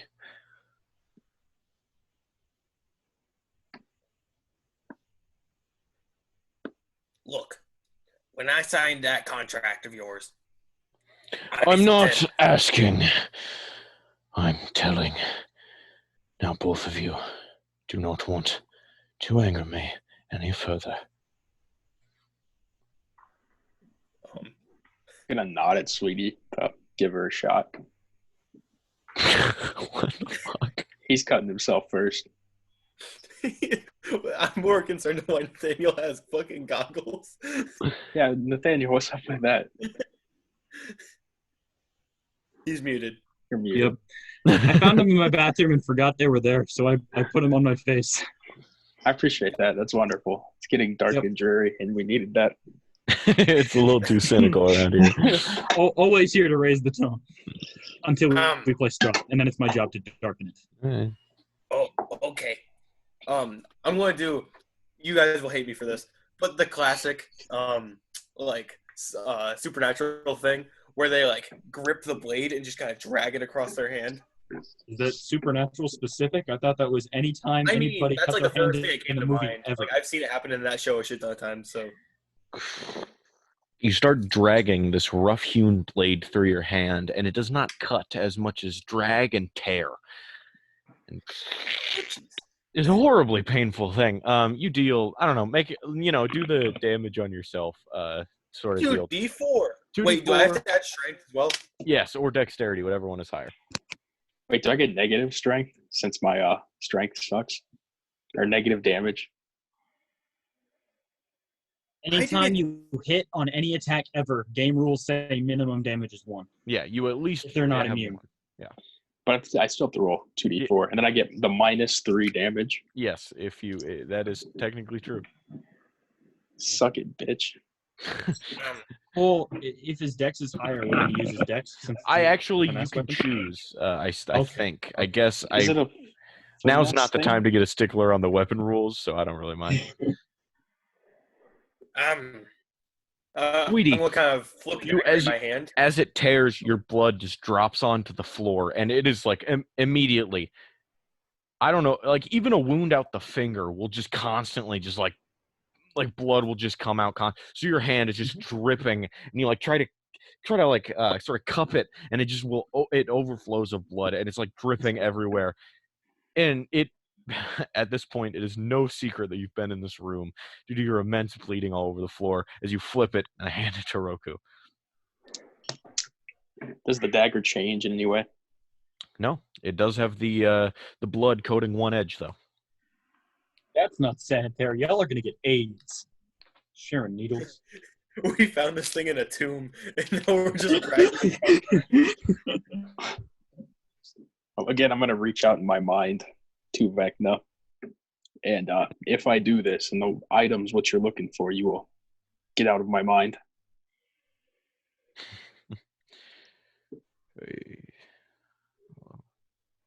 I'll do my best. Very cryptic. I expect nothing less, and Again, you put it. I was expecting one of you guys to like do a little drop, to which you would be like, "Nope, not good enough." But you guys both do cut off his hand, Derek. Subtlety is not his forte. They both gouged out their eyes. me with my thumb.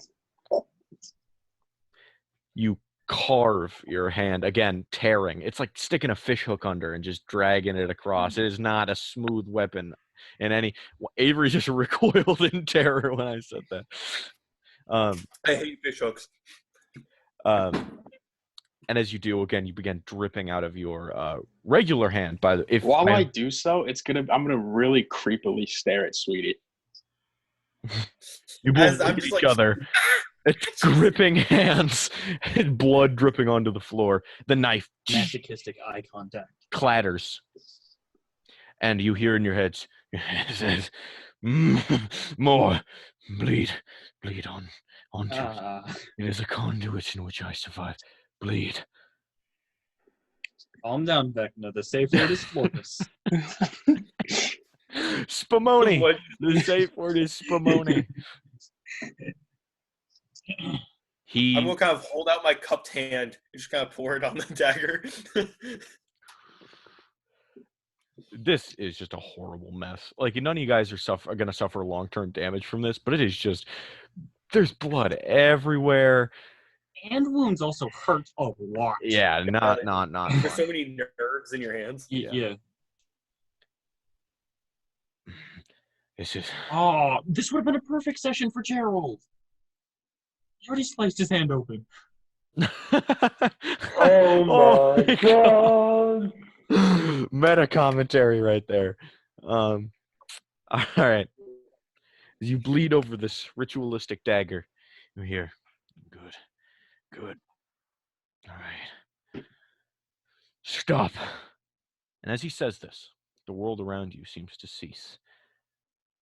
Your blood flowing from your hands immediately stops. You assume it clotted, but the drips coming to the floor also freeze midair. Suddenly, from the floor emerges a large skeletal figure with his sacred and secret tomes floating around him. He gives off a necromantic energy, and his eye and hand are now gone and are replaced with an ethereal green energy. As he looks around the room, he's very obviously not here. His entirety of his body is see-through and spectral. He glances. And a tongue comes out of his skeletal head and licks what would be his lips.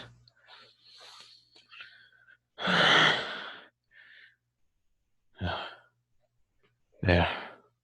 Roku, why don't you go grab that for me? And he points over to a stack of clothes. I'd like to walk over to it and inspect it before I pick it up. You sort of like look at this clothes pile. You lift it up. Another like little like shirt top pants. You lift it up a third time, and you see what looks to be a little octagonal box, like a very ring-esque box. It sort of hinges on one side, but it is currently shut, and it stands no more than several inches tall. And do you wish to pick it up? And as you reveal it, Vecna goes, "Yes, yes, that is it. That is it." I'm going to pick it up with my right hand. You pick it up. The wound in your right hand, not draining of any blood at the moment, but very much festering. It seems that Vecna has frozen time, as it seems. This whole thing is very surreal, and the whole world has this sort of brownish amber sort of hue to it. It's very off-putting as you reach to this box and like feel it, and it seems heavy. Like you pick it up just fine. All of your senses are out of whack. You feel like you're living in a dream, but this box before you is very, very real.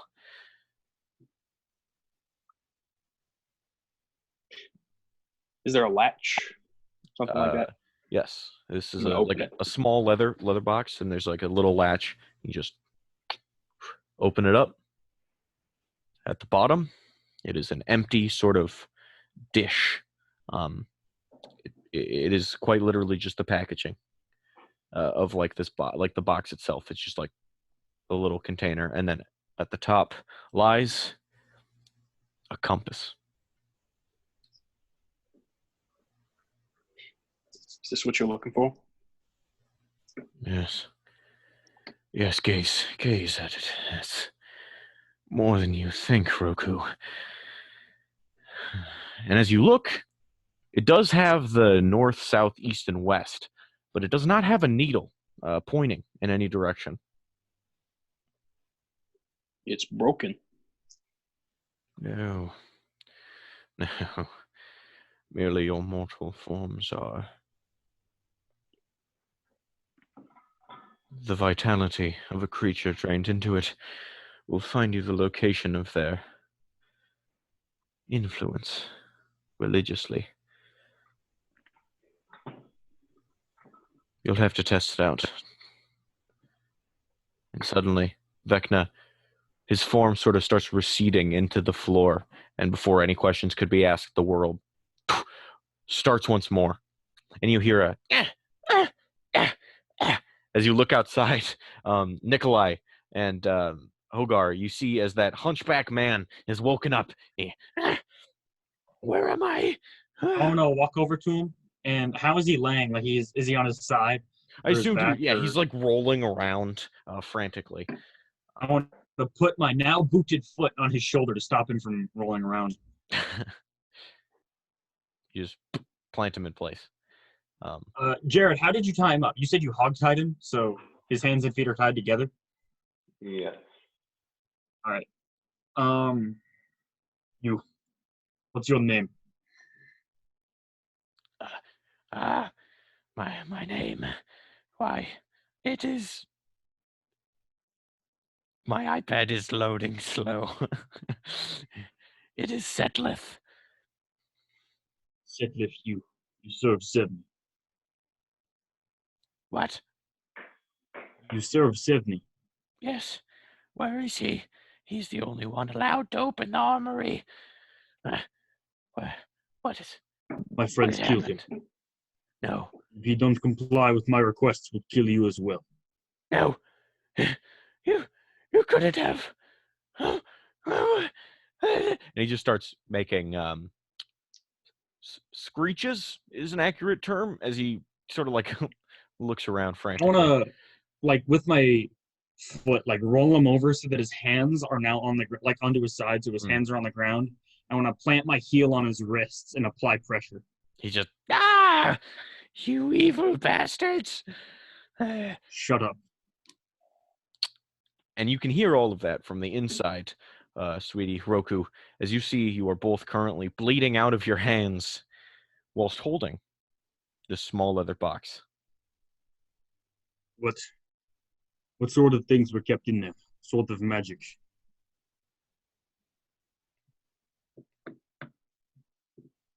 Like we said. I'm Something that- talking to the guy. I Oh. asked him his name, but I forgot it already. My bad. Setlith. Nothing. Merely the armor and the weapons and the These I potions. know there were Thank you. artifacts in there of magical quality. Now tell me. I'm gonna press slightly harder down on his wrists. He lets out. I don't know nothing. I merely watch these gates. What about the Zee. potions? What do the potions do? I don't know. I'll need better than that. Please, I merely gave them to Alec. Who's Alec? Alec, the panopticon guard. He would use them. That's not my business. Well, all right. And I'll stop pressing down on his wrists. Hogard, you have a knife. No. Please. I'm so sorry. I do not have a knife. I have my short sword, though. Pass it here, please. I have my short sword. My life And is I'm gonna- ruined already. Please. I'm gonna put if he's tied up like this, I'm gonna put the sword like up against like the blade up between his arms against his throat, and then pull it out towards myself to cut the lashes. All right. Hogar, this is your rope. By the way, if you would like, I could have just untied him. yeah. Oh, no. Shh. Oh, good. You know, I could have just untied him. I'll hand the sword back to him. That wouldn't have been as fun. I'm gonna take as much rope as is left and put it back where I put my rope. I don't want to see you again, ever. I can't believe you bastards. And he stands up and he starts scuttling off into the woods, like literally just off into a random direction past the armory. Just, what have you done? and he falls out of sight, presumably to never be seen again. I'll get eaten by a bear.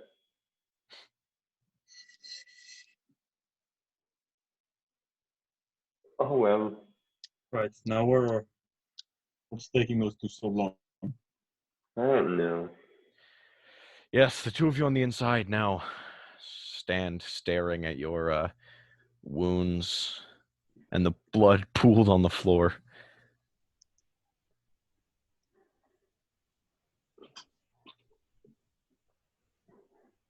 Sweetie, how much gold do you have?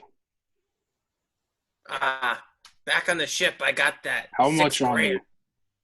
Nothing. I thought so.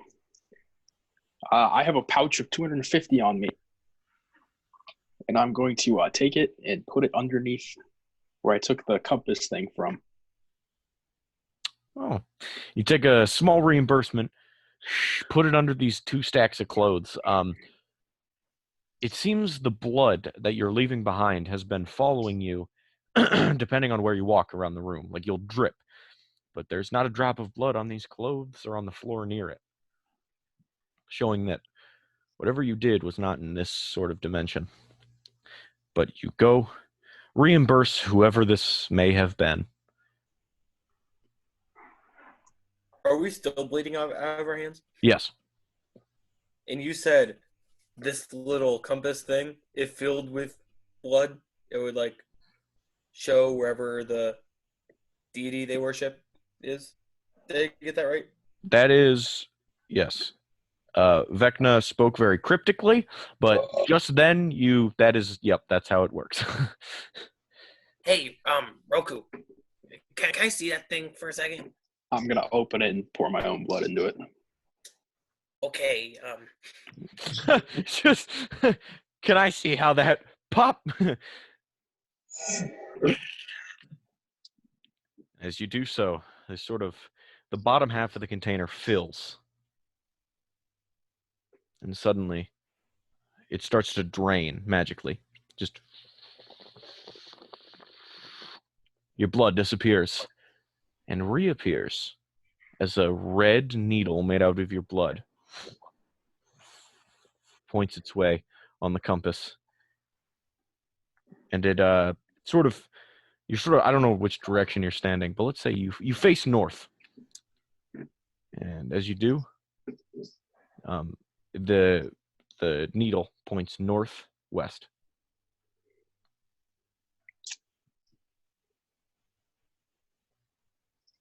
I'm gonna toss it to Sweetie, expecting him to do it. And we'll fill it with my blood. Already point somewhere? Like, what do Yeah, you? It's magical. you I'm getting assuming that it'll. I have a second needle. Yeah. Okay. Ooh. Get rid of the first. Yeah. Anyway, Sweetie's going to pour his blood in there. Same thing. And all of a sudden it starts draining. The needle evaporates, which is strange for blood. It turns into sort of this red condensation on the glass of this compass. And when it clears, another needle just slowly emerges. And this time it's more towards the northeast, but not directly. Just a little bit. North by northeast. North by northeast, thank you. Yeah, that's what I thought. And I'm gonna extend my hand because I want it back. we'll hand it to him. So what does this mean? That Vecna is northeast, and who'd you say yours was? Accordion. Have I told you? Have I told anybody who my father is? Vecna said that you were a demigod in front of everyone, but Yes, but I have not I revealed. don't think specifically you've revealed who you're aligned to. Question: since Cooper, he was kind of going off about gods of storm and stuff like that. He never named Cord, I don't think. Would Sweetie know of the god storm chord? Would Sweetie know that? It is an assumption you can make. Just because I really like the fact you said accordion, it made me laugh. But no, you don't know for sure. In your mind, and in Roku's, you just made a total out of nowhere guess. Due to the storm paraphernalia you wear, he just made an assumption. I only guess due to the storm stuff, but Nice cover. whoever you worship, I'm guessing is northwest then. I don't worship anybody. Then who's northwest? I do not know. I do know. Well,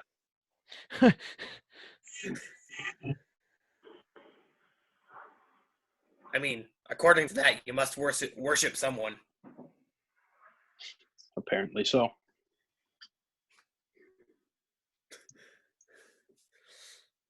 Awkwardly nod. Should we go get the other guys now? What are you going to tell them? That we have a item that we can find other gods with.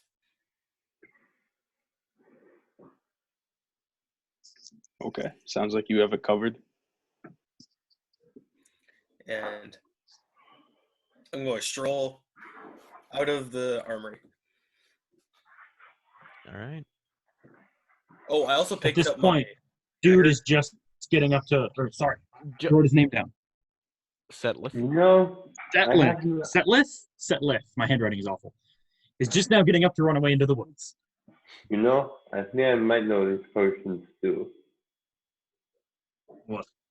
Since he was in there experimenting on slaves, apparently turning me into those things. This might be what does it.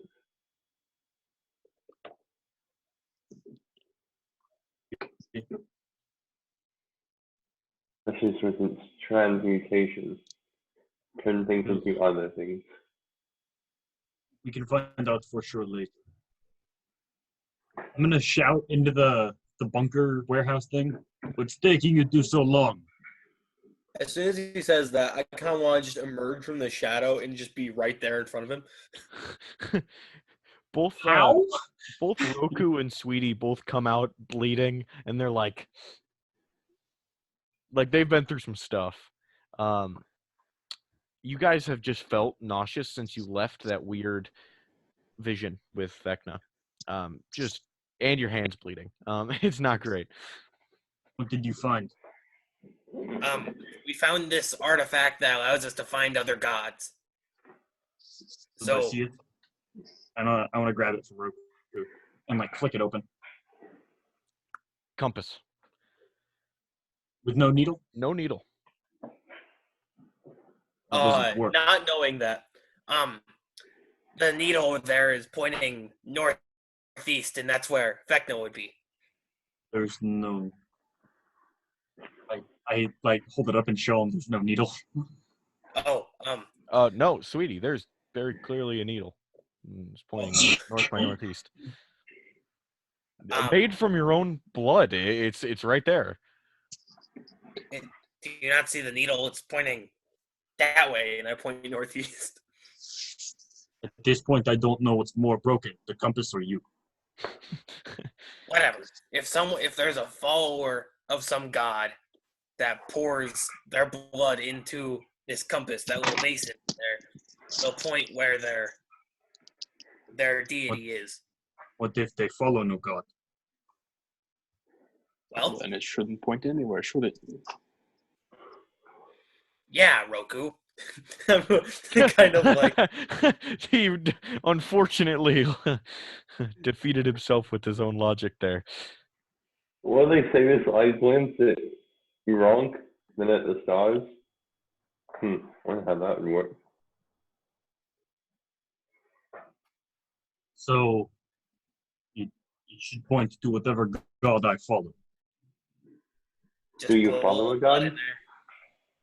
I have to put my blood into it? Well, I don't know. Try spitting into it. I don't know. Just your DNA.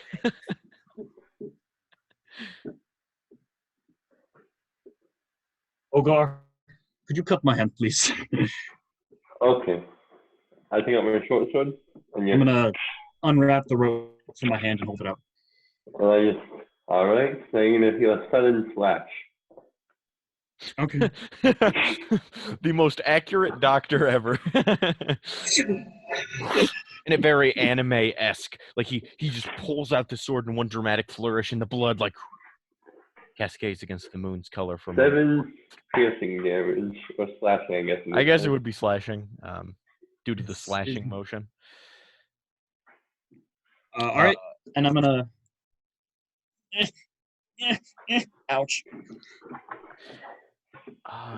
Does Nikolai follow a god of any kind? Nikolai, his not that he doesn't believe in gods, but his belief as far as the whole gods of the setting is that gods are basically just like the equivalent Very of powerful. if a wizard got really, really, really powerful. So like he knows that they're there, but he doesn't like follow them as deities or anything. Yeah, I very specifically do you worship, I guess I should say. Do you worship any deities? No. The needle does not emanate as it did for others. So, which way is it pointing? It isn't. What do you mean? I mean, it isn't. And I close the compass and I'll hand it back to Roku. How does a needle not point? I take it. And then I'll tear a strip from the bottom of my shirt and wrap it around the wound on my hand. I have no god, I have a creed.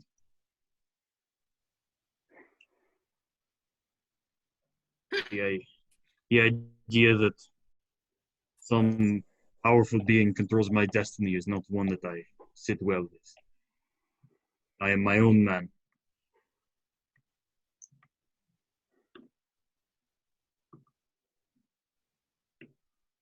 Let's head back to shore. It's been a long night, and I, for one, am tired. Yes, I am growing need sleep. Read. I start walking back to shore. I as well start walking to shore. I am going to walk, but I'm going to reach out in my mind for Vecna to see if he followed through with our deal. All right, what do you say? Just hello? Anybody there? Yo, chief! What it do? Occupado! You do not hear or feel anything. Oh boy. This bitch empty. Would it be safe to assume that he is gone? It is not safe to assume when dealing with the god of evil secrets. That I is was what just you gonna do. say, I didn't think so. with Vecna, I don't know that you can assume anything. Hey guys, look, Except while you- you guys, not that I don't pay attention, but look, I drew a little doodle. That's what it looks like. Ooh, A upgrade. compass, you mean? Yeah. I have to use the restroom. Bye, Jared. I'll be thinking about you while you pee. All right. You're retarded. I am? No, and that's the thought Garrick said he drew a little poodle. Like a You want dog. to see my poodle? Anyway, It's a compass. It's not a poodle. She's mistaken. as you said doodle, so that's probably where she, I want to walk, like, next to Roku. Compass. No. What the happened in there? Vecna revealed himself. He showed us the item. He was in this world. No, not physically. Roku, I've made no secret that I don't agree with your, I motioned to, like, I point at my eye. Recent choices, noble though they may have been. Oh, and I don't mean to say I hold it against you, but just want you to know I think you should be careful. These are dark powers you're dealing with. Your worries noted. Use words, goddamn. That said, I saw what you did back at the panopticon. That was impressive. I consider myself able and practiced in the art of taking life, but it was amazing. And if any man had to wield such power, I'm glad at least it is you. Thank you.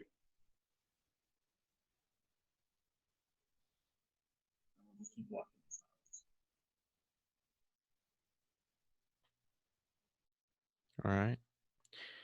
You walk out of the outskirts of the city. Just as the horizon starts to glow with the morning sun setting in, you start hearing birds chirp, and you're like, "Oh no, I stayed up way too late." Just Well, that. that's my everyday. Hey, were you holding up your hand? Was that to me? Yeah. So it's out of game, but like, so I Snapchat Gerald just saying like Roku and I slid our hands open, and he's like, that's not funny and it hurts. I thought that should be known.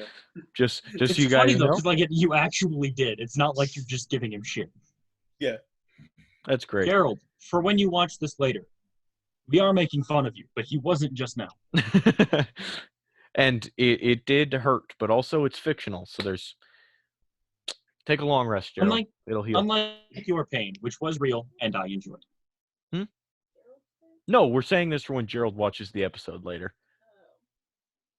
Wait, Jared's not standing up? Do you think Jared stood the whole game?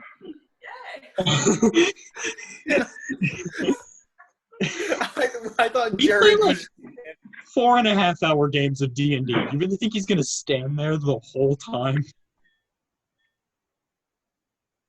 they're playing. Like can't if Jared see looks Tom's- straight at him, you I can't, can't see the Tom's body either. I still don't assume he's standing. Lower, Jared. Yeah, but you can obviously tell that like Tom is like resting his hand. Like he's not going to be standing resting his head. Jared just kind of looks like he's hovering there the entire time. Anyway, if we could play some more Dungeons and Dragons. Yeah. Give me a sec here. I gotta find my charger. Okay, never mind. Found it. That was fast. Okay. And emerges from the plains of Duriel. And you return to the beach amongst the Yanti ship in the absence of yours. Our boat's still not back? She was going to the waterfront, I think. Because somehow she was closer to that.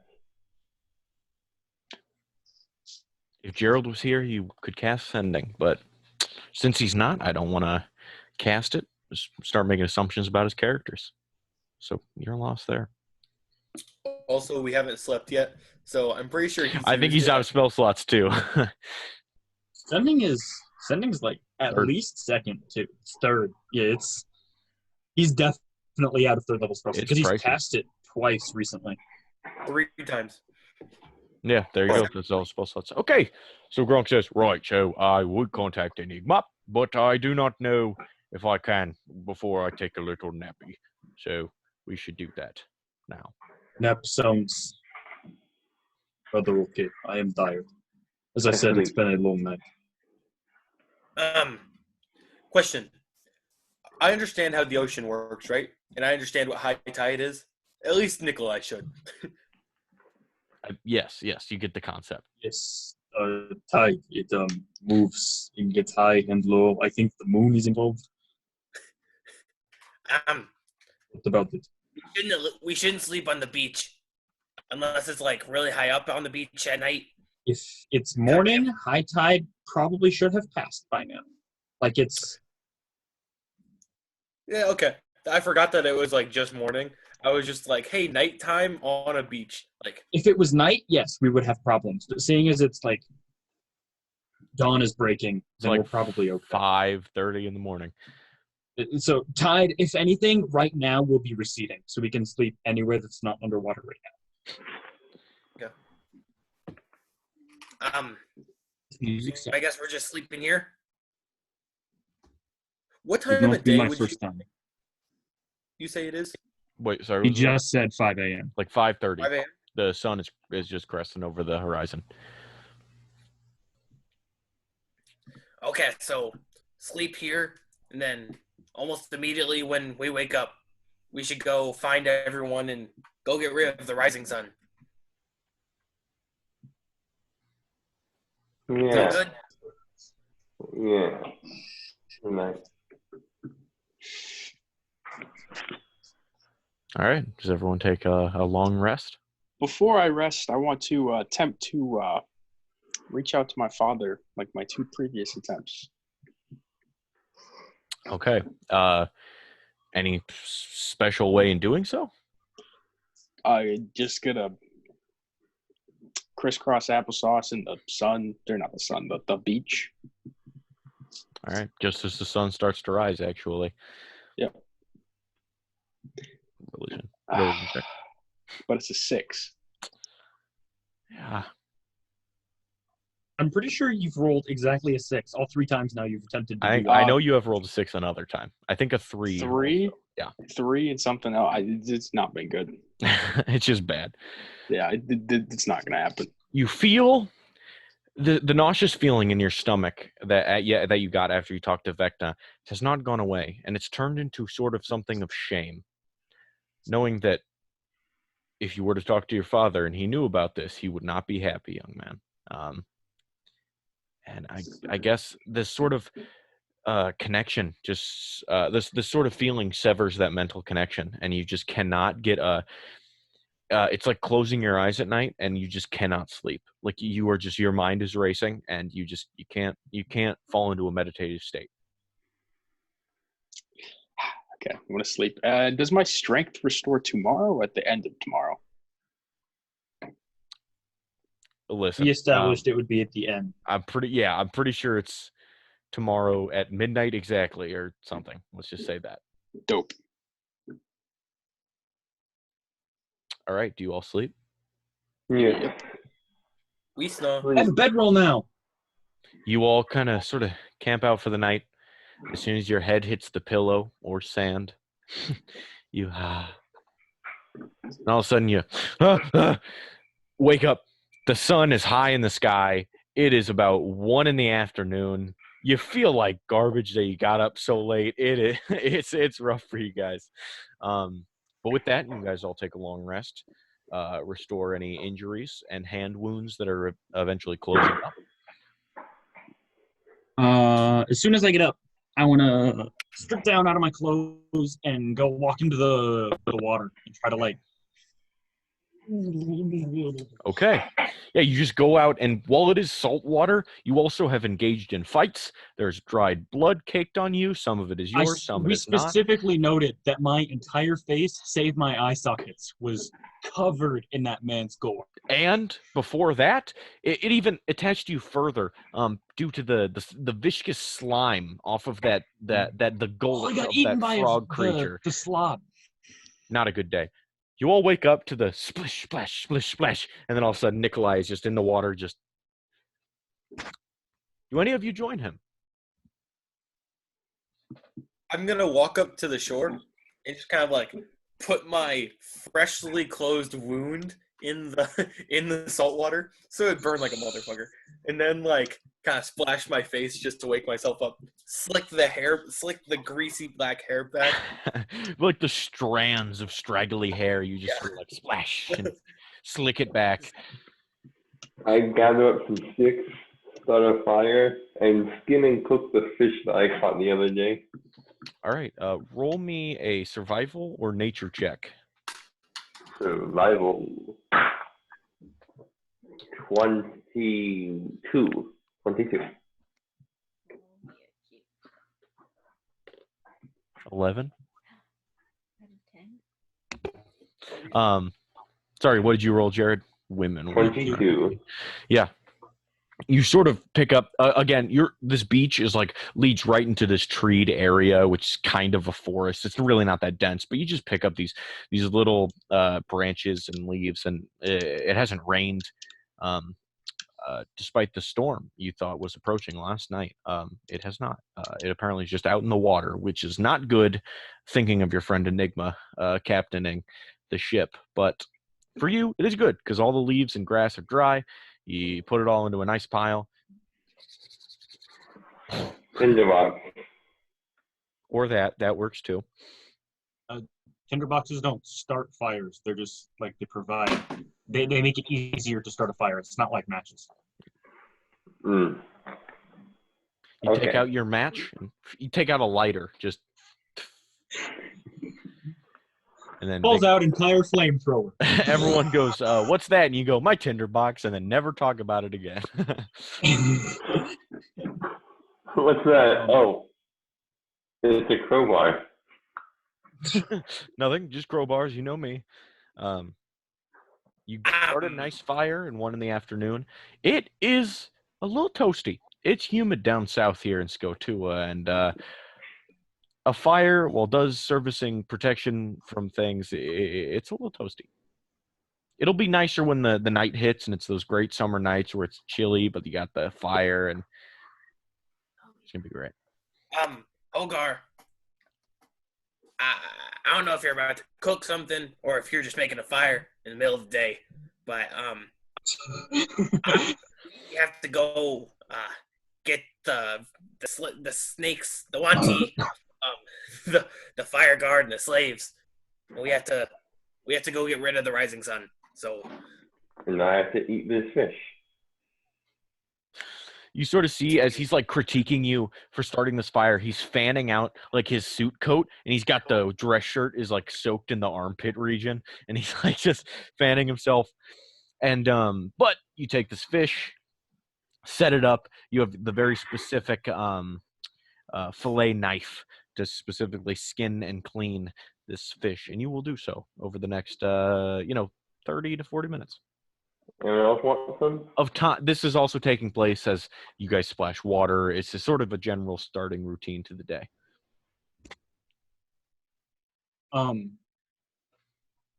You guys, as I walk back up onto the beach, still totally naked, 100% clothesless. But I don't know if I've mentioned it before because I haven't wandered around shirtless a whole lot. I have like airbender-like tattoos, but they're primordial giant runes going down across my arms and across my back. Anyway, I'm gonna walk over back onto the beach and put on my actual clothes. So I'm gonna like wrap my feet as they were before, put Banff boots, and my gi, the way it is, it's got like the tunic-y bit, but it also has a long sleeve undershirt.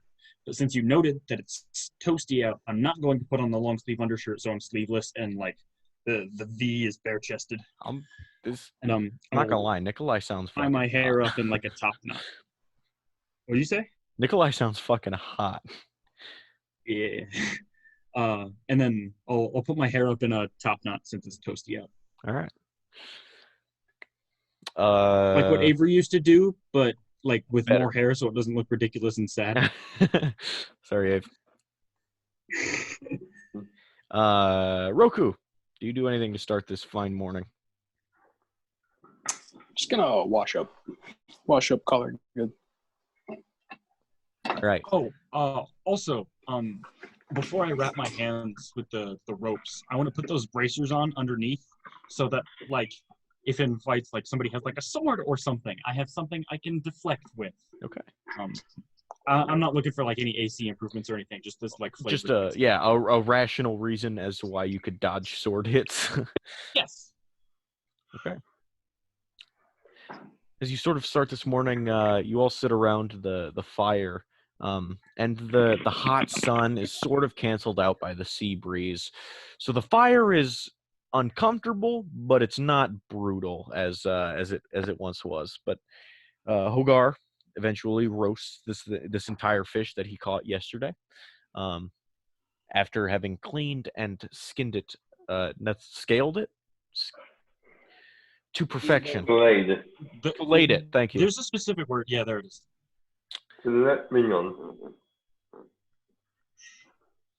Showing that Nikolai, you have another fisherman in your midst. Man of culture, I see. And I'll sit down like next to the fire where he's preparing food just to keep him company, give him someone to talk to while he works.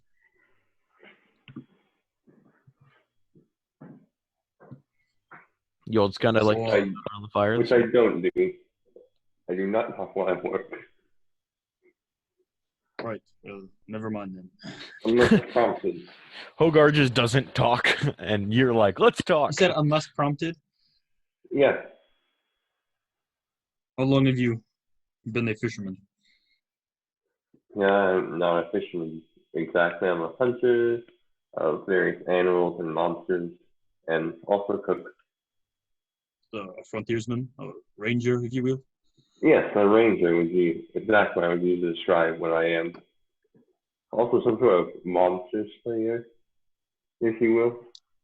I mean, in the sense that you slay monsters, or like that's your actual profession? I'm a little bit of both. All right. No, I suppose. Where does one acquire such a job? I don't get paid to do it, if you're asking. So you're just a hobbyist? Yeah, kind of. I realized that I've spoken at length with your brother in the past, but I don't know you very well, Hogar. Some people say I'm a serious enigma.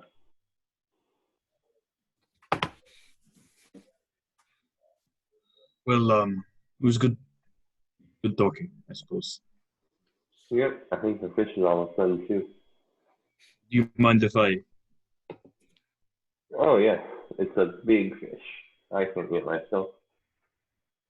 I appreciate it. Thank you. When it's done, I will eat fish with my new friend Hogar. All right. You sink your teeth into a portion of this fish. It reminds you of home, due to the fact that that is what you did. That's what I did. Um, Literally my job. Yeah. And as you do so, everyone kind of just sort of sits around, jumping from combat to waking up to running around and more combat. Every once in a while, it is nice to just sit down, Eat fish. eat fish at 2 p.m. and call it breakfast. When suddenly,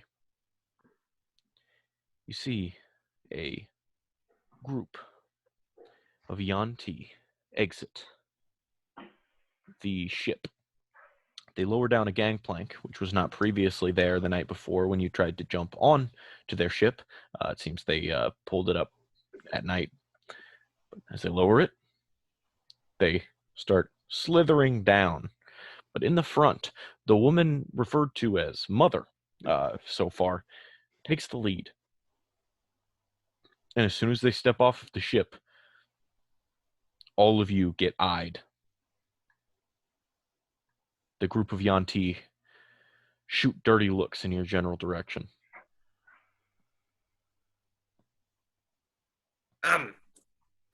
Hello. Are you ready to go get rid of the rising sun? She slithers over until she is directly into your face, sweetie, and then she stands up completely, using a bit of her tail to make her seem a bit taller. She looks down. Yes. Go get the rising sun. That's what we will do.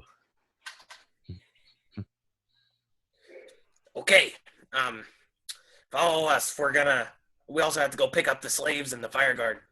Then we'll go get them. If you don't mind, I thought I would sit with this one out and eat fish. Is anyone planning on coming with me? I wish to observe. Thank you, Roku. Well, lead the way, intrepid adventurers.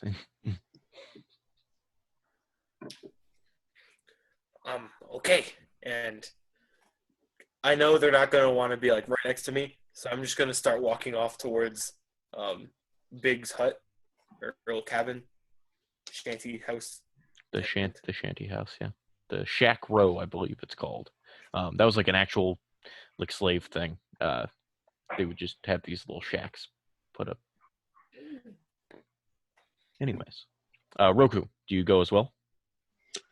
I'm going to wait for them to make their way down the path, and then I'll follow behind them. For the moment, after Sweetie takes off, this woman with the snake bottom half and the very gypsy look about her looks at you and like, And I go, How dare you, Garrett? Gypsy is a racial slur. is it? Technically, yeah. Oh, shit. I didn't know that. Like, it's not, but, like, it is. Like, it sort of. the Jews in World War II. Like, it's not really, it's not racial slur. Like But it's not a word that Anyways. gypsies themselves are offended by, but white people like to get mad and say it's the Roma version of the N-word. I'm like, What I said was I was meaning to conjure up an image of the very mysterious fortune teller-esque like lady, you know, the one with she's got the little like bandana thingy in her hair, and she looks very the chick from The Hunchback of Notre Dame. sure. And she like again gestures at Roku. If you insist, I'll walk ahead of her. And as you walk past this group of Yanti, some again with the cobra heads, you swear you just get the slightest sounds of, and as they stick their tongues out as you walk past. It's weird knowing you're being smelled, but that is the group But of people you're licked at. dealing with. Yes, licked at as well. It's very strange. They go and follow him behind. Yeah. I was gonna call you Rogar. Hogar. I assume you are when eating fish with Nikolai. I believe you both are. Yes, me, Nikolai, and Gronk. And Gronk. Right. Yes, good fish. Nom nom nom. That's a Gerald thing to say. It is definitely you. Anytime you play Gronk, you kill it. I must say. I always think of like shit he would say. When I said Yes, instead of good saying fish. like we need to rest or whatever, I was literally like, I think we should take a Nappies. nap. Nappy. Like I because that's what he'd say. When after the snake people follow Roku, I'm gonna get up, thank Kogar, kick up my staff, and walk behind them, taking up the rear to watch them from behind. Oh no, actually I'm gonna walk up the building. Up what building? I'm just gonna walk with Nikolai. Is there any way I could do so stealthily, or since it's like an open beach, do I have to be seen? If you are willing to wait the distance, they sort of disappear into this the forested area past the beach. If you wish to lag behind, you can certainly do so. I want to do that, so they don't know that I'm following them. Gronk is going to say, I'm still tired, so I'm going to stay behind. But I'm sure the DM won't do anything to my character because he's a very nice guy. Yeah, that's a good idea, Gronk. You stay here, we'll follow them, make sure Sweetie isn't getting himself killed. All right, if you are lagging behind stealthily, I will, of course, need stealth checks from the both of you.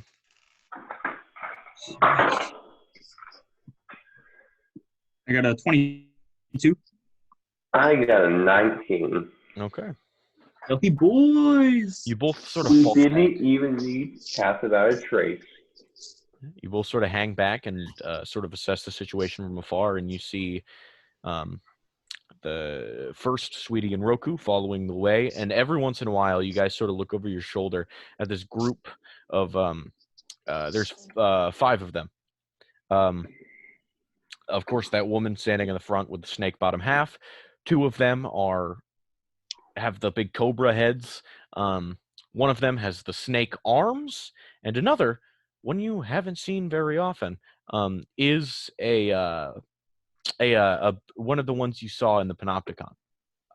But he seems a lot less mindless and savage because he's just following he's very docile compared to the others. You don't know what that means, but as you walk, you are leading the way, and eventually, before you get to the exact town area, still in the outskirts of the forest, you see 4 distinct shapes walking towards you on the path, which you recognize as Dante and the Rising Sun Company.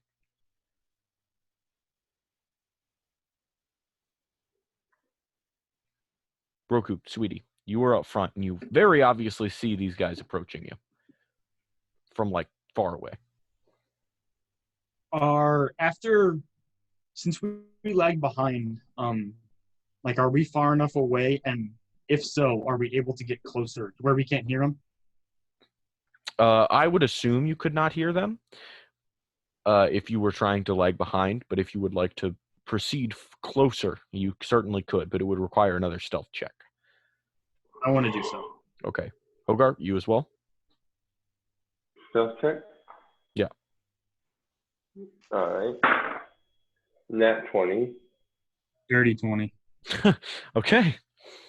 As they sort of seem to like, you guys as well see Dante and the Rising Sun Company walking towards Roku and Sweetie, and as you do, you get a little concerned. So you follow up very, very close behind these Yuan-Ti and sort of like stand behind the trees to let them get a little bit further, and then walk around, and then go behind the trees to stand a little bit further. And eventually, Roku, Sweetie, you see Dante and his crew walk up and stop about 10 feet away from you. What are you doing here?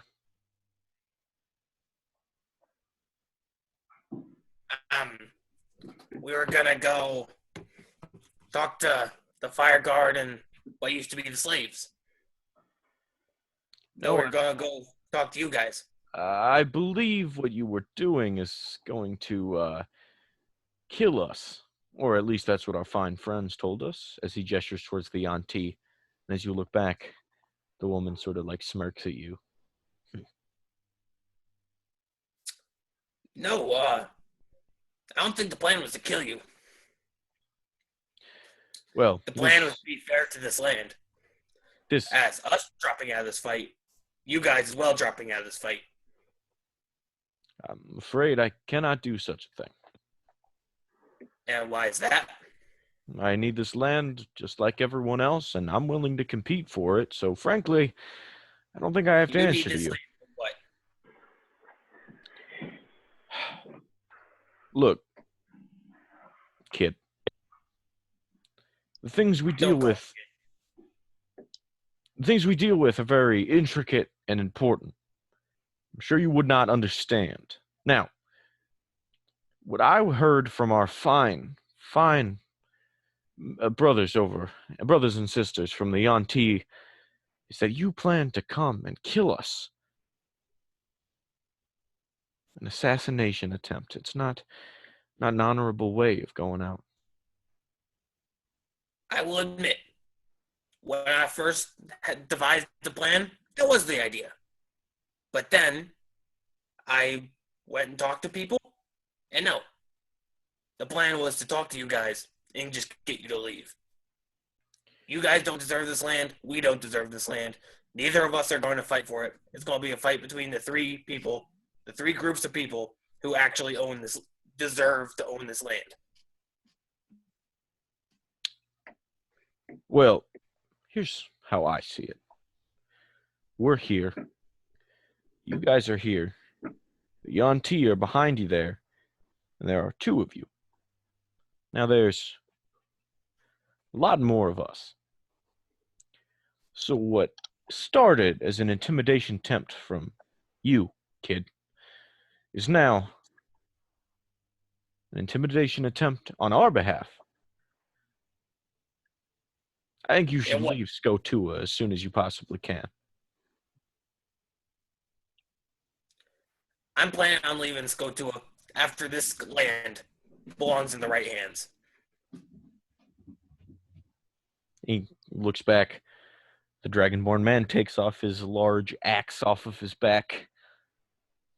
Oh, what? You're going to kill us before competition? Sounds like a little unfair, don't you think?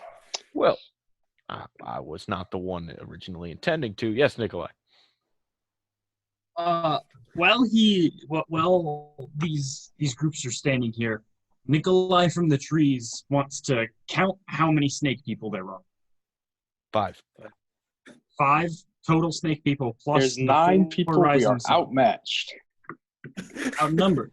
Not outnumbered. No. I cannot fight besides some hand and eye shit, and even then I'd probably die doing so. On that note, a related note, I want to, like with my hand, motion for Hogarth to stay here and stay quiet. And then I'm going to, as stealthily as possible, try to go into town and get some help. All right, you can certainly try. Now, this proves difficult for two reasons. One, the Rising Sun Company is looking in your direction.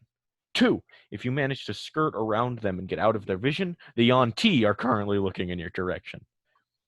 But there are trees on the sides of the path. There are. Correct? My point is, roll a stealth check and hope for the best.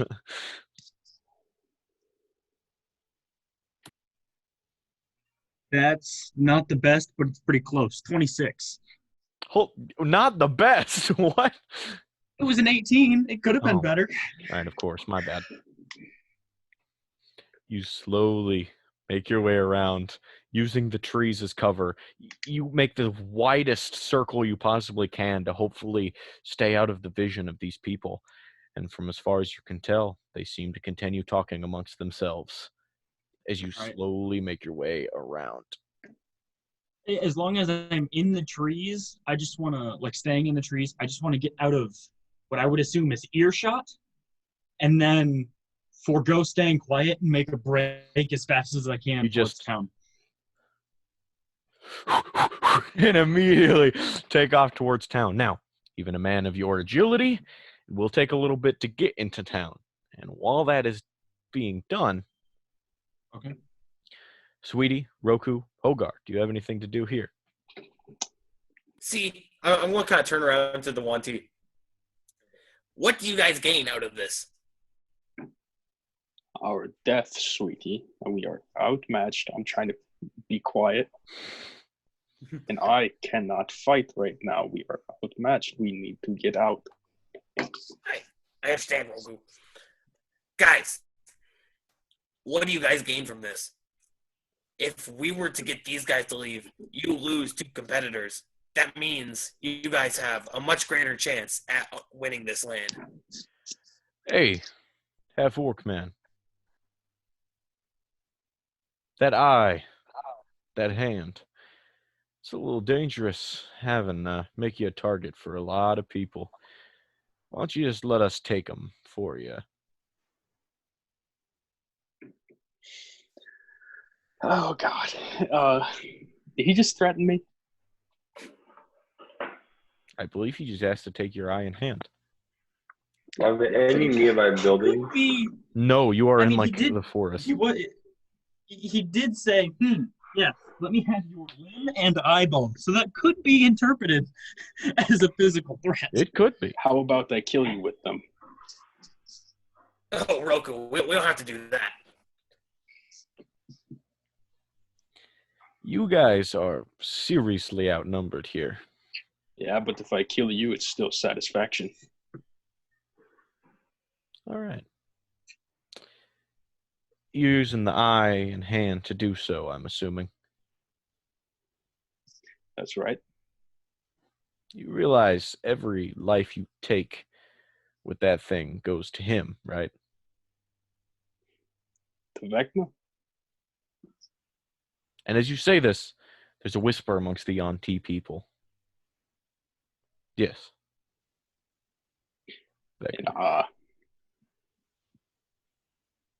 Do I hear them whispering? Or is it like a frightened whisper at the sound of Vecna? Vecna. Oh, Jesus. You heard that right, snake people. Vecna's on our side. On your side? Roku, I thought you were an honorable man. Allying with Vecna? Cut to Nikolai. Garrett, if it will speed things up in any way, I would be willing to spend key points to get extra dashes in. Oh. That would certainly make things a little faster. Would it be like faster enough to warrant expenditure of resources? It's usually like a half an hour walk. You could make the run in significantly less time than that. So it's whatever you think. All right, I'm gonna burn a key point, to get extra dashing in.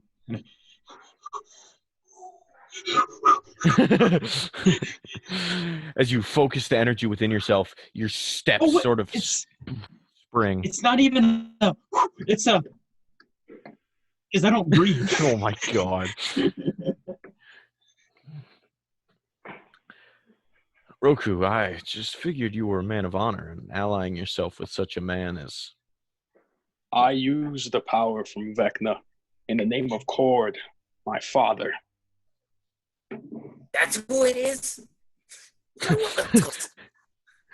You just whipped out your massive schlong of the Well, son look, of a we are god. about to get fucking demolished. I'm gonna do anything it takes. You, sweetie, finally you snap. It's not accordion, it's cord. You're very close. So, Dante. Wait, kid, quiet.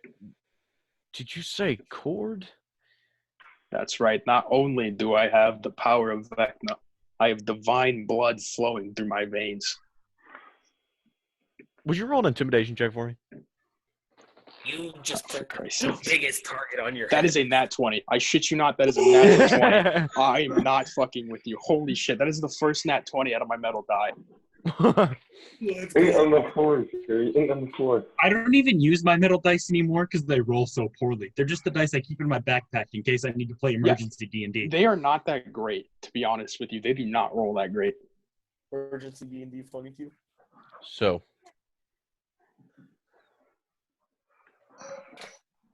you know Cord's plan, right? Of course I do. I'm his son. I don't. You guys better run. And he's not talking to you. He's talking to the Yanti behind you. And they go, but you said that we were going to. The plan's off. I have my eye on you, son of Cord. I want to walk up the tree, so I've been like in the leaves. Mm-hmm. Just standing there. Crouching there, vertically. Dante gives you one last look and goes, we're not so different, you and I. And as he turns around, throws up his hood, and vanishes from sight.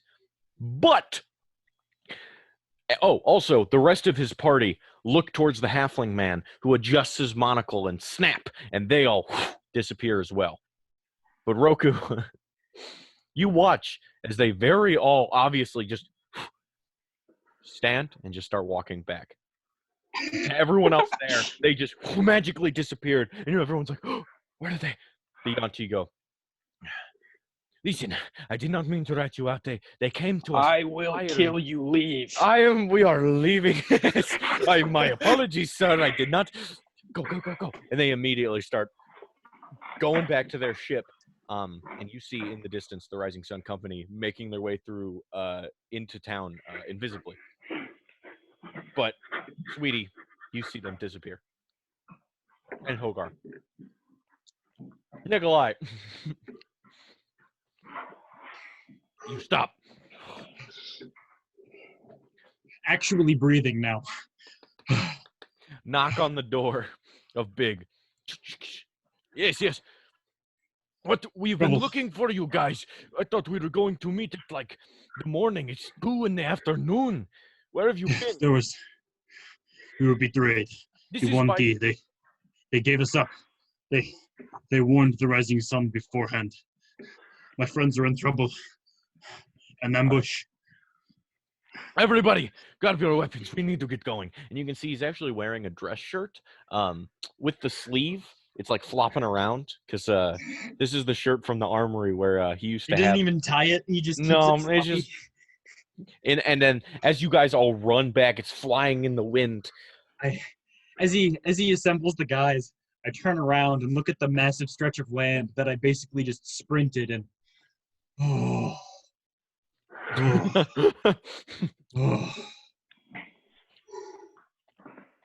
Winds help me.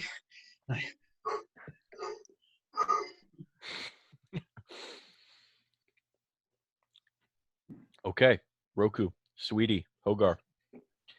Seems they've all dispersed. And you guys all kind of just marvel. Is there any fruit in this tree that I'm standing in? That rule survival check. I was going to say you all just marvel in the sort of big dick energy that Roku just whipped out to scare these guys away. 25. Yeah, this is actually a very nice apple tree, ripe with like oh my god, like whoa, I didn't see this. You sort of like step on it to like shake it, and they just drop down perfectly, nice and plump. And you know they're ready. I picked out a few more, jump down, and grab a few apples, put them in the cooking pocket of my bag. Mm-hmm. Take all except for one, which I rub off of my shirt and start to eat as I walk towards my friends. Roku, Sweetie, you guys stand in a stunned silence as these two groups dissipate from your view. Apples fall from the tree next. And you look back and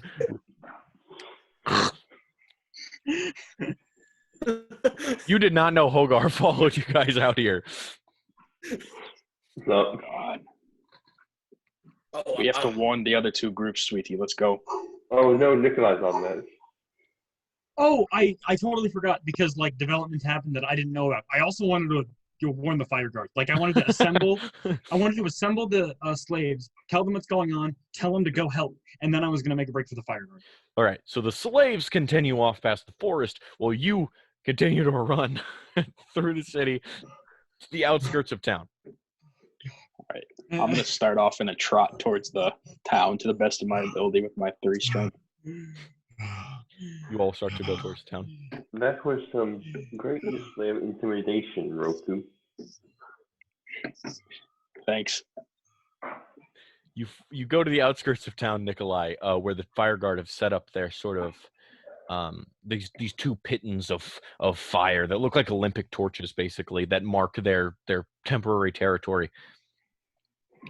And it seems that they are in the middle of some sort of religious ritual, as they were all sitting around the fire, like speaking. What languages do you know? I know Common and Primordial, so probably not either of those. No. Is Primordial helpful? You run up, and it's a strange dialect. They're more like they kind of hiss with it. It's strange to you, but you notice they all sit around and they go, "Come to us, great spirit of flame. Make an investiture of strength and constitution around our body for our right." Nikolai?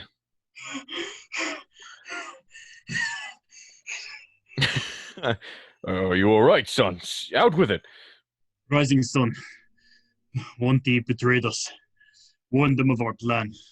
To try to get them to withdraw. There was an ambush, my friends. Are in trouble. We need to help them. I sent the slaves already. Oh, God, they're probably in a fight right now. And they're Things could be severely bloody. outnumbered. There's no way they'll survive. We gotta go. If you wouldn't know, not mind. We must help. My friends are in danger. We must hurry. Yes. Come on, men. And I will- With me. And he sort of like gestures towards the other two, and they immediately stand up, grab these pitons out of the ground, like remove them, and take these like torches. And I will meditate for a moment as I spend another key point for another step of the wind to try to revitalize myself as we must go. Then I will break off again, leading the way. Just sprinting. The dwarf seemed to be falling behind, but he's keeping up better than I'll like keep Sweetie pace does. with them. Oh, okay. Young cut 2. Cart. You guys are just chilling, walking on the road. Are we walking? We're walking into town now, right? Mm. Is it safe to assume that the one T like left? They just dip back. You don't know what they did past the beach. We can threaten them some more once we get back there. So, are you actually the son of Cord, or are you just a follower and just decided to scare him. His blood flows through my veins. I believe we Was he like your were grandpa, all or present was at he some like point your when we dad, heard or- he was the son of a god. Yeah. Yes. Vecna mentioned he was the son of a god, but now you Yep. know. Zaxion did say something about something like that, like you were son of a god. Which Or we have never you? questioned until now. Yep. There was no conversation about it from you guys. This world is a weird one. I hunt the monster at daily basis. What? Well, not daily. I may be misremembering, but did you mention something of the sort when it was just you, me, and Cooper in the bowels of the ship? You said it, but it didn't really matter because I was going to tell him anyway. So you'd Okay. know anyway. Cool. Okay.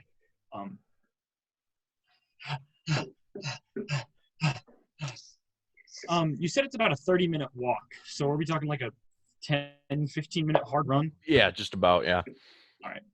And plus, we're coming towards you guys. Sweetie, Roku, Hogar. The band of slaves runs into your view, holding their now no longer makeshift weapons. But some of them have decided to keep their sort of ragtag appeal. Big with his sledgehammer, and that one farmer guy with his pitchfork. They're running, and he's got pitchfork over his head, very mob-esque style. The old man and the goblin are like lagging behind as they're trying to run, but they're all like, ah! Oh, guys. And they see you, and like everyone just comes to a halt. As the note, only Hogar knows why they're coming. You just see an angry mob. I think I did Yeah, say. he mentioned it. Yeah, Was I he mute? just said that you. He said Nikolai was going to get help, so you presume this is what the help was. You're not in immediate danger? Not anymore. No. Roku over here scared them all off. Nod. What Nikolai stated that you were all going to die. We probably. about did. It was a close one. Oh, so are you so? Would you don't need us and at this point, or? It seems I took care of it. Well, we might need to go take care of the rising sun if they went back to their camp. I don't know. They just kind of disappeared.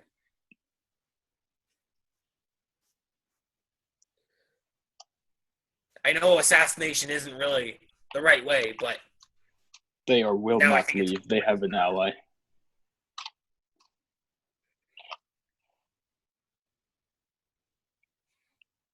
Suddenly, within your view, Nikolai.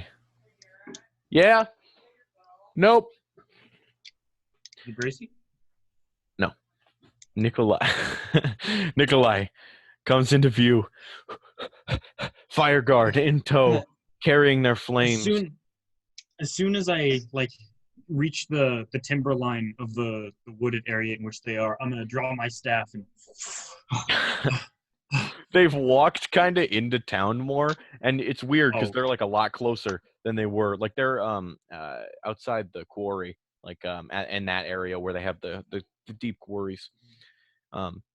And all the slaves kind of just stand there with their weapons down, and you're like, and then you look. Nobody has their weapons at the ready. Everyone's kind of standing there, looking around. as I have an angry mob of giant fire warriors behind There's only me. 3 of them, but Oh, well. What happened? They left.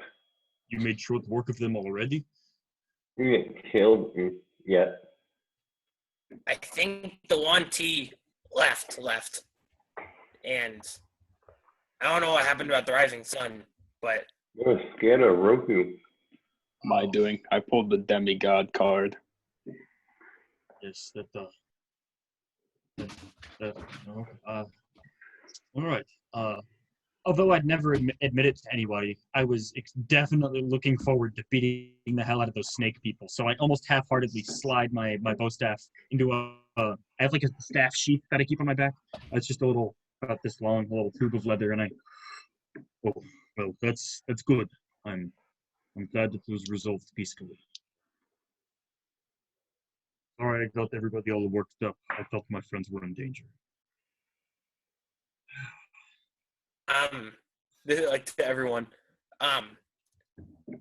So I don't know if I think it was pretty obvious that the Wanti I think left. They went back to their ship at least. Rising Sun could be anywhere, but their leader turned around to go back into town before they all disappeared. So I think we should go check their camp, their setup, make sure they are gone. Is this urgent? Do you think they are going to attack us? It's possible. At the thought of having to hurry off to yet another place on the other side of this godforsaken town. Boy. All right, let's go.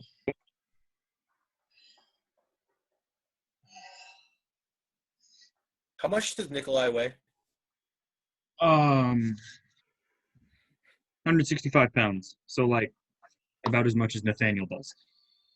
Okay. And then 13 times 15 is well enough to carry him. Nikolai. At a decent pace? Do you look tired? Like, I don't understand. I basically Roku looks tired. ran If you want as to carry me. fast I ran as fast as possible She's eating peeps. for at least 40 minutes now. So do you look tired? Yes, I'm exhausted. You look a little tired, and I think you did a lot of running. Would you like a lift on back into town? I've been through much more physical hardship than this on the rig. And I'm gonna carry him bridal style. Nope, he's not. I will not allow that. How else do I go carry you? You're Just- not? wait. I will walk. Oh, sorry. Anessa and my dog were being very loud. I could not hear. Oh, I said no, I'm fine. Wow, what Basically, a bitch. I've been through worse Anessa's than okay. this.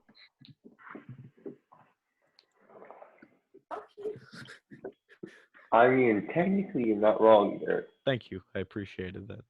Hey, what Or you not say? even- I said, oh, what a bitch. Anessa's okay.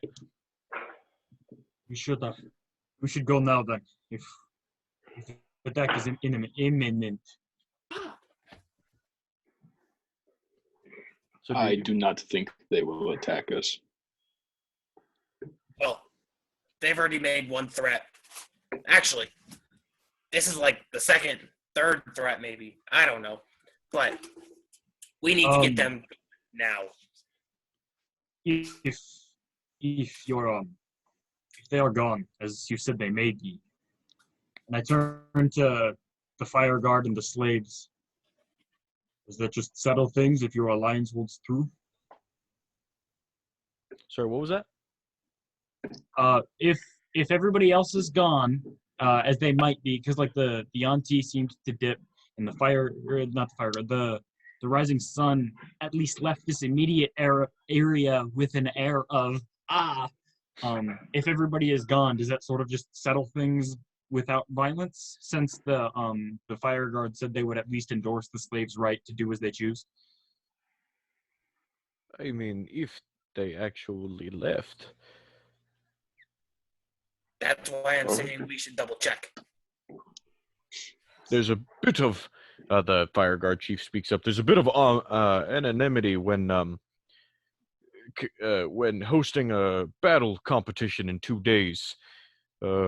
Some people may leave, and well, frankly, I think we all should have just fought in the center of town. It would have made things more expedient. But you all seem to advocate for 2 days for some reason.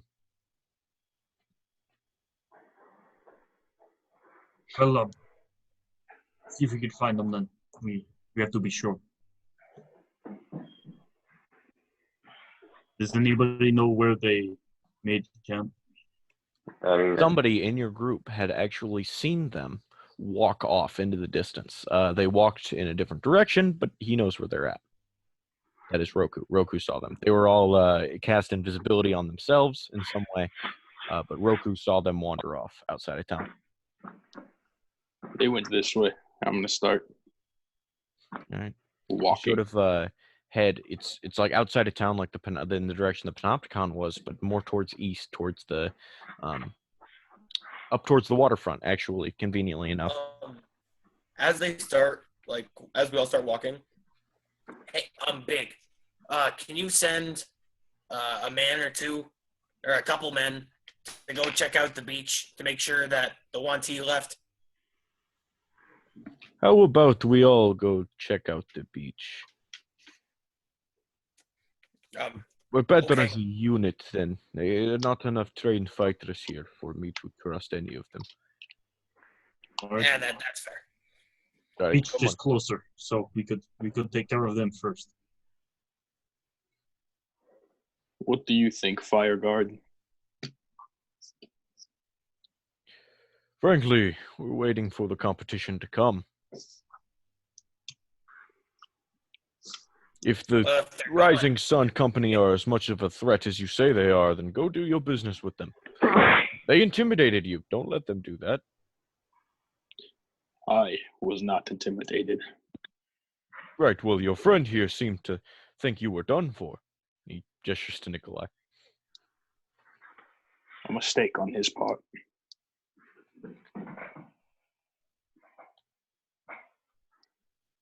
I say we wait.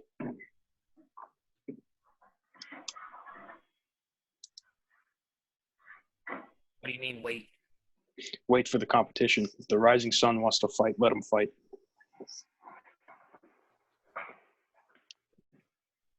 And if neither the 1T or the Rising Sun show up, then we're all aware that the Fire Guard gets this place and they allow the slaves to do whatever they please. I'm sorry, what? If the 1T and the Rising Sun don't show up, no fight. And the Fire Guard get this place, and the slaves can do whatever they please. If that's leaving or joining the Fire Guard and staying here. Right, but how are you going to convince the Rising Sun to leave? Well, if they don't show up to the fight. Did they say they were like leaving, or they still said they wanted the land? They didn't say anything. They just bamfed. They just kind of dipped. Yeah, they did not look in a hurry to go anywhere. They will fight for the land. I'm sure. We might be able to do something about the 1T, though. All right. To the beach then. I walk towards the beach. We've been Same. standing here. The Fire Guards decisively say, for a minute. do you want us to go to the beach as well? I feel as if our place is out of this. It's up to That's you. your right. If you wish to fight them now or later. There's nothing If we you can still do. want them in the competition, that's up to you.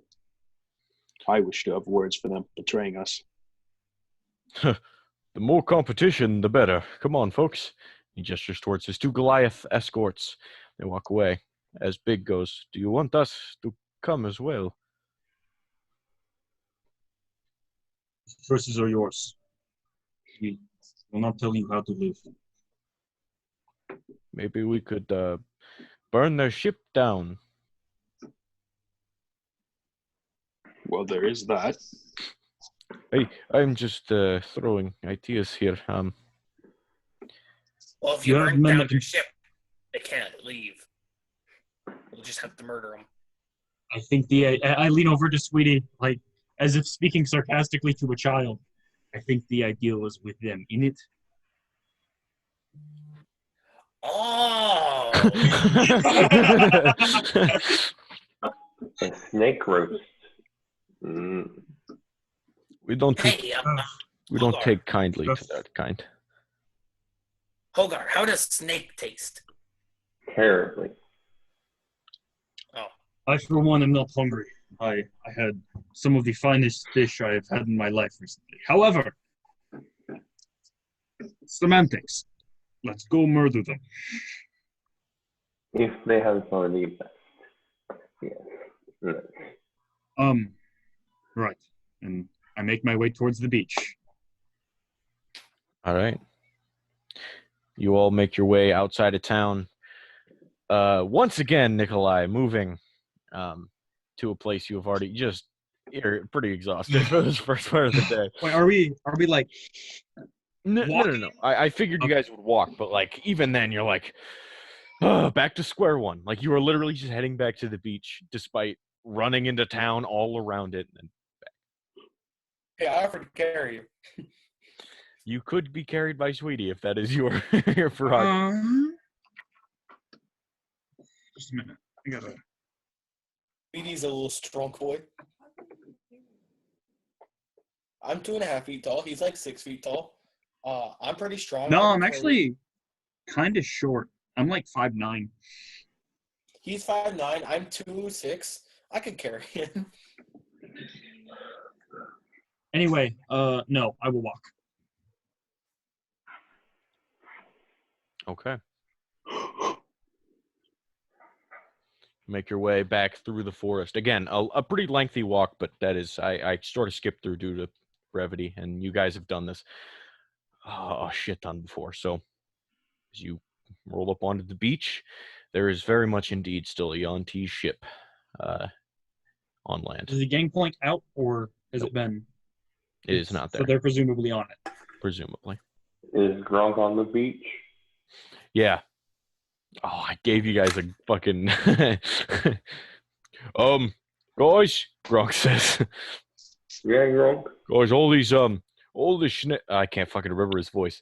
All the snake guys came and they got on their ship and I thought they were going to hurt me, but they didn't. So but they're in there. If the plan is to burn the ship down, we have a fire already, so.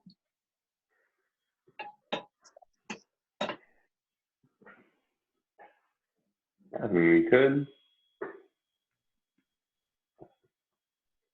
Question if it's not leaving. Hey, Roku, you can see through walls, right? That's right. What's going on in there? I'm gonna look through the ship walls. You focus in. A great way to describe what the Yuan-Ti are doing is cowering in fear. They feel like turning on you is not the best idea. They realize now you guys are a better ally than the Rising Sun Company would be. And they're starting to regret their decision a little bit. I feel like with little persuasion, we won't have to burn down their ship. We can just get them to leave. Oh. Okay. Does anybody have any torches? Oh, the fire guard just left. Even a stick. Don't we literally have a fire right next to us that was Right, burning? but I need something to transport fire from there to boat. Couldn't you just lift up one of the logs and like have it like? This thing's been in a campfire for well over an hour now. I'm not about to go grab a log. Avery. I was hoping you'd be like, sure, I'll go grab it. You know, I can just set up everyone on fire and shoot at the ship. I don't think that will be enough. I was going to take some source of fire up onto the ship and light the sails and any rope. It'll be more sustained. But if we light the sails and they can't heave. Hey, I don't plan Garrett. on any of them getting out of here alive. Yes, Avery. I have a question. Mhm. I'm not sure if it can do this, but I want to cast True Strike on the boat to figure out what would be the best way to burn this fucker to the ground. That would be in line with what he originally took the cantrip for, because mechanically it sucks. You did specify at the beginning of the campaign it like points out weaknesses. You twist the monocle, and you sort of like do a retinal scan of the ship, just sort of like seeing each curve and crevice and sail, and you think that there's a nice bit of rope that will just all the way up, carrying the fire to the sails. And once the sails burn, you could hit the mast or the mast. Is that what I'm trying to think of? Yep. And it could just right onto the ship, causing a huge fire. And if they tried to get away, they have one sail down already. And all of it lies with that single rope that holds the sails in place. Well, okay, I have an idea. Hold on. Try lighting this arrow, one of your arrows on fire, and you see that rope right there? Shoot that rope. And see that rope with the fire 50 meters away, this wide. And Hogar says, yes, of course, because you do indeed see the rope, because you have crosshairs for eyeballs. Yes. If you shoot that rope, it should ignite, and it should burn all the way up, take out the masts, and then the entire sail should crumble and ignite the entire ship. While this whole conversation has been going on, I want to go over to the pile of the stuff that I am not currently wearing. So like my extra clothes, the slave clothes, my backpack and such. And I want to take that broomstick that I was using as a staff, take my old slave garb, wrap it around the top, light it on fire, and then make my way towards the ship. You make a perfect little torch. As these guys are talking about shooting flaming arrows, you walk past them, and you see Nikolai has fashioned a torch from his old clothing. Oh, Nikolai's got this.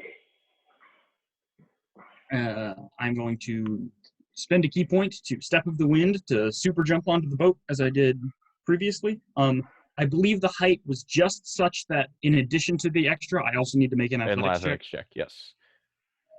Especially with the torch in your hand. Athletics is a dirty 20. You step up on board, and no one is up here as they've all taken shelter, hopefully avoiding Roku. And as you walk on board, no one's there to stop you. Up to that rope.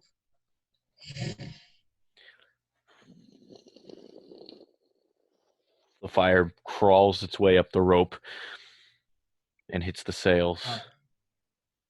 Is there like a pile of coiled rope or something like lying on the deck of the ship?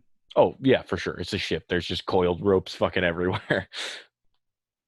Set that there just for extra kindling. And then I'm going to get the hell out of Dodge. I'm going to jump off the side of the ship and make my way. I'm just going to, as the ship begins to burn behind me, I'm just going to walk back over to the rest of the group. As soon as it hits the sail, it is is fabric ripe for the burning as it just scatters across. And the sort of the row of wood up top that's holding it starts to get weak. And with the fire, it burns. It crashes, causing a hole into the ship, to which you hear the panicked screams of snake people. And suddenly, smoke starts to burn from the internal part of the ship. Suddenly, out of every window, out of every opening of the ship, even the cracks in the wood, pours this thick black smoke. You think with that part of that sail falling, you have effectively trapped them within. And after the a bit of go up to snake screaming, go up to Roku and like put my. Sorry, go ahead. After the bit of snake screaming, you as well hear of snake struggling to breathe. I'm going to walk up to Roku, put my arm on his shoulder, like up next to him. Beautiful, isn't it? It's something. And I'm the messed up one?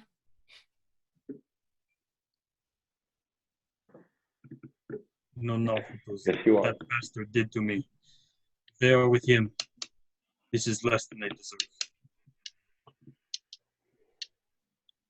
If you say so. The coughs start dampening as the ship the top of it, this flames start to spread, and it just becomes like a vestige for these flames. They just are now coating the top, and they wrap their way around the outside as the ship's structural integrity starts to fail, and parts the parts of it just snap. Wood breaks. And as you stare at the wreckage and the massacre of sorts that was just done, that is where There's only 5 of them. that is where we will pick up next time on Dungeons and Dragons. Hold on.